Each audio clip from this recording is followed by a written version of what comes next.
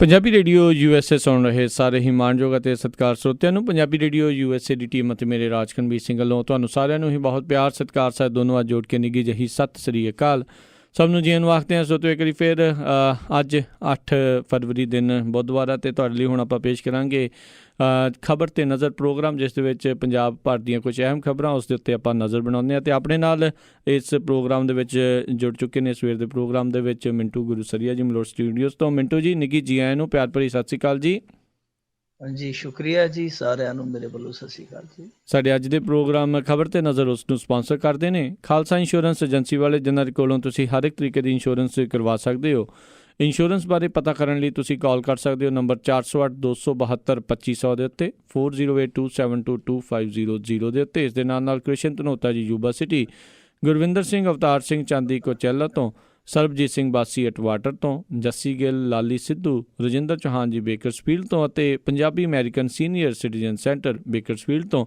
ਇਹਨਾਂ ਸਾਰਿਆਂ ਦਾ ਅਸੀਂ ਬਹੁਤ ਬਹੁਤ ਧੰਨਵਾਦ ਕਰਦੇ ਹਾਂ। ਜੇਕਰ ਤੁਸੀਂ ਜਾਂ ਕੋਈ ਹੋਰ ਕਾਰੋਬਾਰ ਇਸ ਪ੍ਰੋਗਰਾਮ ਨੂੰ ਸਪਾਂਸਰ ਕਰਨਾ ਚਾਹੁੰਦੇ ਹੋ, ਸੰਪਰਕ ਕਰ ਸਕਦੇ ਹੋ ਨੰਬਰ 408-722-7698 4087227698 ਦੇ ਉੱਤੇ। ਮਿੰਟੂ ਜੀ, ਗੱਲਬਾਤ ਦਾ ਸਿਲਸਿਲਾ ਸ਼ੁਰੂ ਕਰਦੇ ਹਾਂ। ਤਮਿਲਨਾਡੂ ਤੋਂ ਹੀ ਗੱਲ ਸ਼ੁਰੂ ਹੋਵੇਗੀ। ਰਾਤ ਨੂੰ ਪਨੀਰ ਸੇਲਵਮ ਨੇ ਬਗਾਵਤ ਕੀਤੀ ਆ। ਅੱਧੀ ਰਾਤ ਨੂੰ ਹੋਇਆ ਪਾਰਟੀ ਤੋਂ ਬਰਖਾਸਤ ਦੇ ਦਿਨੇ ਜੰਗ ਜਾਰੀ। ਪਨੀਰ ਸੈਲਵਮ ਵੈਸੇ ਇਹਨਾਂ ਦਾ ਬਿਪਤਾ ਕਾਲ ਦਾ ਮੁੱਖ ਮੰਤਰੀ ਸੀ, ਪਰ ਜਦੋਂ ਬੀਬੀ ਜੈਲਲਤਾ ਚਲੇਗੀ ਤੇ ਉਸ ਤੋਂ ਬਾਅਦ ਇਸ ਤਰ੍ਹਾਂ ਲੱਗਿਆ ਕਿ ਸ਼ਾਇਦ ਇਹਨੂੰ ਪੱਕੇ ਤੌਰ ਤੇ ਹੁਣ ਮੁੱਖ ਮੰਤਰੀ ਵਾਲੀ ਕੁਰਸੀ ਹੈ ਜਿਹੜੀ ਮਿਲ ਗਈ ਆ। ਪਰ ਬਦਕਿਸਮਤੀ ਦੇ ਨਾਲ ਇਹਦੀ ਕੁਰਸੀ ਫੇਰ ਗਵਾਚ ਗਈ, ਕਿਉਂਕਿ ਬੀਬੀ ਸ਼ਸ਼ੀ ਕਲਾ ਸੀ ਜਿਹੜੀ ਜੈਲਲਤਾ ਦੀ ਖਾਸ ਸਹੇਲੀ, ਉਹਨੂੰ ਪਾਰਟੀ ਦੇ ਵਿਧਾਇਕ ਦਲ ਦੇ ਨੇਤਾ ਦੇ ਤੌਰ ਤੇ ਚੁਣਿਆ ਗਿਆ। ਪਹਿਲਾਂ ਉਹਨੂੰ ਜਨਰਲ ਸਕੱਤਰ ਬਣਾਇਆ ਗਿਆ, ਫਿਰ ਉਹਨੂੰ ਵਿਧਾਇਕ ਦਲ ਦਾ ਨੇਤਾ ਬਣਾ ਲਿਆ ਗਿਆ। ਉਹਦੇ ਲਈ ਮੁੱਖ ਮੰਤਰੀ ਦਾ ਰਾਹ ਜਿਹੜਾ ਸੀ ਪੱਧਰਾ ਕਰ ਦਿੱਤਾ ਗਿਆ। ਪਨੀਰ ਸੈਲਵਮ ਤੋਂ ਅਸਤੀਫਾ ਦਵਾ ਦਿੱਤਾ ਗਿਆ। ਸਭ ਕੁਝ ਸਹੀ ਚੱਲਦਾ ਪਿਆ ਸੀਗਾ, ਪਰ ਇਸੇ ਦੌਰਾਨ ਕੱਲ ਰਾਤ ਪਨੀਰ ਸੈਲਵਮ ਨੂੰ ਪਤਾ ਨਹੀਂ ਕੀ ਸ਼ਿੰਗ ਪਈ, ਇਹ ਨਿਕਲਿਆ ਆਪਦੇ ਬੰਗਲੇ ਦੇ ਵਿੱਚੋਂ ਤੇ ਗੋਲੀ ਵਾਂਗੂ ਸਿੱਧਾ ਬੀਬੀ ਜੈਲਲਤਾ ਦੀ ਸਮਾਧ ਤੇ ਪਹੁੰਚ ਗਿਆ। ਉੱਥੇ ਜਾ ਕੇ ਜਿਵੇਂ ਰਾਮਦੇਵ ਕਈ ਵਾਰੀ ਚੌਂਕੜਾ ਮਾਰ ਕੇ ਲੀਨ ਹੋ ਜਾਂਦਾ, ਉਸ ਤਰ੍ਹਾਂ 40 ਮਿੰਟ ਉੱਥੇ ਲੀਨ ਹੋ ਗਿਆ। ਸਾਰੇ ਹੈਰਾਨ ਸਨ ਕਿ ਪਨੀਰ ਸੈਲਵਮ ਕੀ ਕਰਨ ਡਿਆ। ਬਾਅਦ ਚ ਉੱਠ ਕੇ ਇਹਨੇ ਕਿਹਾ ਕਿ ਮੈਨੂੰ ਤੇ ਬੀਬੀ ਜੈਲਲਤਾ ਦੀ ਜਿਹੜੀ ਆਤਮਾ ਉਹਨੇ ਬੁਲਾਇਆ ਸੀ, ਉਹਨੇ ਮੇਰੇ ਨਾਲ ਗੱਲਾਂ ਕੀਤੀਆਂ। ਉਹ ਕਹਿੰਦੀ ਕਿ ਤਮਿਲਨਾਡੂ ਦਾ ਜਿਹੜਾ ਮੁੱਖ ਮੰਤਰੀ ਆ ਉਹ ਲੋਕ ਹਿੱਤਾਂ ਵਾਲਾ ਹੋਣਾ ਚਾਹੀਦਾ, ਕੋਈ ਹੋਰ ਨਹੀਂ। ਸੋ ਕਹਿੰਦਾ ਕਿ ਹੁਣ ਮੈਂ ਸਲਾਹ ਜਿਹੜੀ ਆਪਦੀ ਕੈਂਸਲ ਕਰ ਦਿੱਤੀ, ਜਿਹੜਾ ਅਸਤੀਫਾ ਦਿੱਤਾ ਮੈਂ ਤੇ ਵਾਪਸ ਲਊਂਗਾ ਭਾਈ।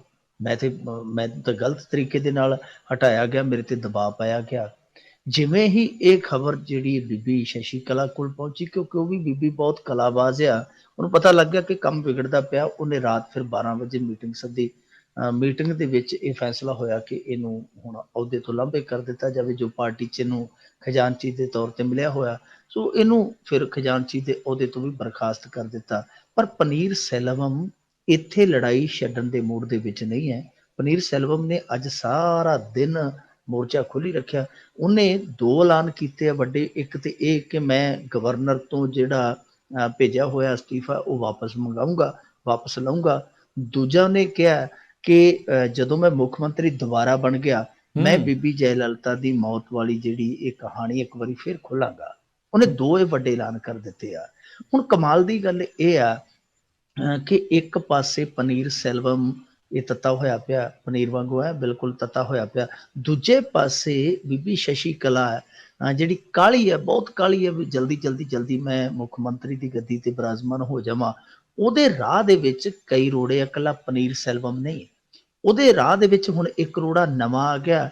ਗਵਰਨਰ ਕਹਿੰਦਾ ਜੀ ਕਿ ਮੈਂ ਸਲਾਹ ਲੈਣ ਗਿਆ ਕਿ ਕੀ ਬੀਬੀ ਸ਼ਸ਼ੀ ਕਲਾ ਨੂੰ ਮੁੱਖ ਮੰਤਰੀ ਬਣਾਇਆ ਜਾਵੇ। ਹੁਣ ਸਲਾਹ ਕਿਹਦੇ ਕੋਲੋਂ ਲੈਣ ਗਿਆ? ਗਵਰਨਰ ਵੀ ਕਦੇ ਸਲਾਹਾਂ ਲੈਂਦੇ ਆ, ਕਮਾਲ ਦੀ ਗੱਲ ਹੈ। ਤੇ ਸਲਾਹ ਲੈ ਕੇ ਉੱਥੇ ਹੀ ਬਹਿ ਗਿਆ ਮੁੰਬਈ ਦੇ ਵਿੱਚ। ਦੱਸਦੇ ਨੇ ਭਾਰਤੀ ਜਨਤਾ ਪਾਰਟੀ ਦੇ ਇੱਕ ਬਹੁਤ ਵੱਡੇ ਲੀਡਰ ਨਾਲ ਮੁਲਾਕਾਤ ਕੀਤੀ ਹੈ। ਮੁਲਾਕਾਤ ਕਰਕੇ ਉੱਥੇ ਗੁੰਮਸੁੰਮ ਹੋ ਗਿਆ। ਇੱਥੋਂ ਤੱਕ ਕਿ ਅੱਜ ਭਾਜਪਾ ਦੇ ਇੱਕ ਬਹੁਤ ਵੱਡੇ ਨੇਤਾ ਸੁਬਰਾਮਨੀਅਮ ਸਵਾਮੀ ਨੇ ਕਿਹਾ ਕਿ ਜੇ ਇਹ ਵਾਪਸ ਨਹੀਂ ਜਾਂਦਾ ਤੇ ਇਹਨੂੰ ਉੱਥੇ ਬਦਲੋ। ਇਹ ਜਾਂਦਾ ਕਿਉਂ ਨਹੀਂ ਗਾ? ਸੋ ਉੱਥੇ ਵੀ ਗੜਬੜ ਜਾਪਦੀ ਹੈ। ਦੂਜੇ ਪਾਸੇ ਇਸ ਬੀਬੀ ਤੇ ਜਿਹੜੀ ਬੀਬੀ ਸ਼ਸ਼ੀ ਕਲਾ ਹੈ, ਇਹਦੇ ਤੇ ਕੇਸ ਚੱਲਦਾ ਜੋ ਬੀਬੀ ਜੈਲਲਤਾ ਤੇ ਚੱਲਦਾ ਸੀਗਾ, ਆਮਦਨ ਤੋਂ ਵੱਧ ਜਾਇਦਾਦ ਬਣਾਉਣ ਦਾ। ਉਹਦੇ ਵਿੱਚ ਵੀ ਸੁਣਵਾਈ ਲੱਗ ਗਈ ਹੈ। ਹੁਣ 4 ਚੁਫੇਰੇ ਉਹ ਬੀਬੀ ਘਿਰ ਗਈ ਹੈ, ਕਿਉਂਕਿ ਚੋਣ ਕਮਿਸ਼ਨ ਨੇ ਅੱਜ ਇੱਕ ਹੋਰ ਫਸਤਾ ਗਲ 'ਚ ਪਾ ਦਿੱਤਾ। ਉਹ ਫਸਤਾ ਇਹ ਹੈ ਕਿ ਬੀਬੀ ਨੂੰ ਇਹਨਾਂ ਨੇ ਗਲਤ ਤਰੀਕੇ ਦੇ ਨਾਲ ਜਨਰਲ ਸਕੱਤਰ ਬਣਾਇਆ ਪਾਰਟੀ ਦਾ। ਸੋ ਉਹ ਵੀ ਹੁਣ ਨਵਾਂ ਕਲੇਸ਼ ਪੈ ਗਿਆ। ਬੀਬੀ ਸ਼ਸ਼ੀ ਕਲਾ ਲਈ ਮੁਸ਼ਕਲਾਂ ਬਹੁਤ ਜ਼ਿਆਦਾ ਵੱਧਦੀਆਂ ਪਈਆਂ। ਦੂਜੇ ਪਾਸੇ ਸ਼ੱਕ ਜਿਹੜਾ ਆ ਉਹ ਇਹ ਜਾਂਦਾ ਕਿ ਪਨੀਰ ਸੈਲਵਮ ਜਿਹੜਾ ਚਾਹ ਬਣਾਉਣ ਵਾਲਾ ਬੰਦਾ ਸੀਗਾ, ਮੁੜ ਕੇ ਸਧਾਰਨ ਜੀ ਜ਼ਿੰਦਗੀ 'ਚੋਂ, ਸਧਾਰਨ ਜੀ ਦੁਨੀਆ 'ਚੋਂ ਵਫਾਦਾਰੀ ਕਰਕੇ ਇੱਥੋਂ ਤੱਕ ਪਹੁੰਚਿਆ, ਉਹ ਇਸ ਤਰੀਕੇ ਦੀ ਬਗਾਵਤ ਕਰ ਜਾਵੇ। ਸ਼ੱਕ ਪੈਦਾ ਹੁੰਦਾ ਕਿ ਉਹ ਬਗਾਵਤ ਹੋਈ ਨਹੀਂ, ਬਗਾਵਤ ਕਰਵਾਈ ਗਈ ਹੈ। ਯਾਦ ਹੋਣਾ ਸਾਰਿਆਂ ਨੂੰ ਕਿ ਕਿਵੇਂ ਉਹ ਨਰਿੰਦਰ ਮੋਦੀ ਦੇ ਗੱਲ ਲੱਗਾ ਸੀ, ਕਿਵੇਂ ਮੀਟਿੰਗਾਂ ਹੋਈਆਂ।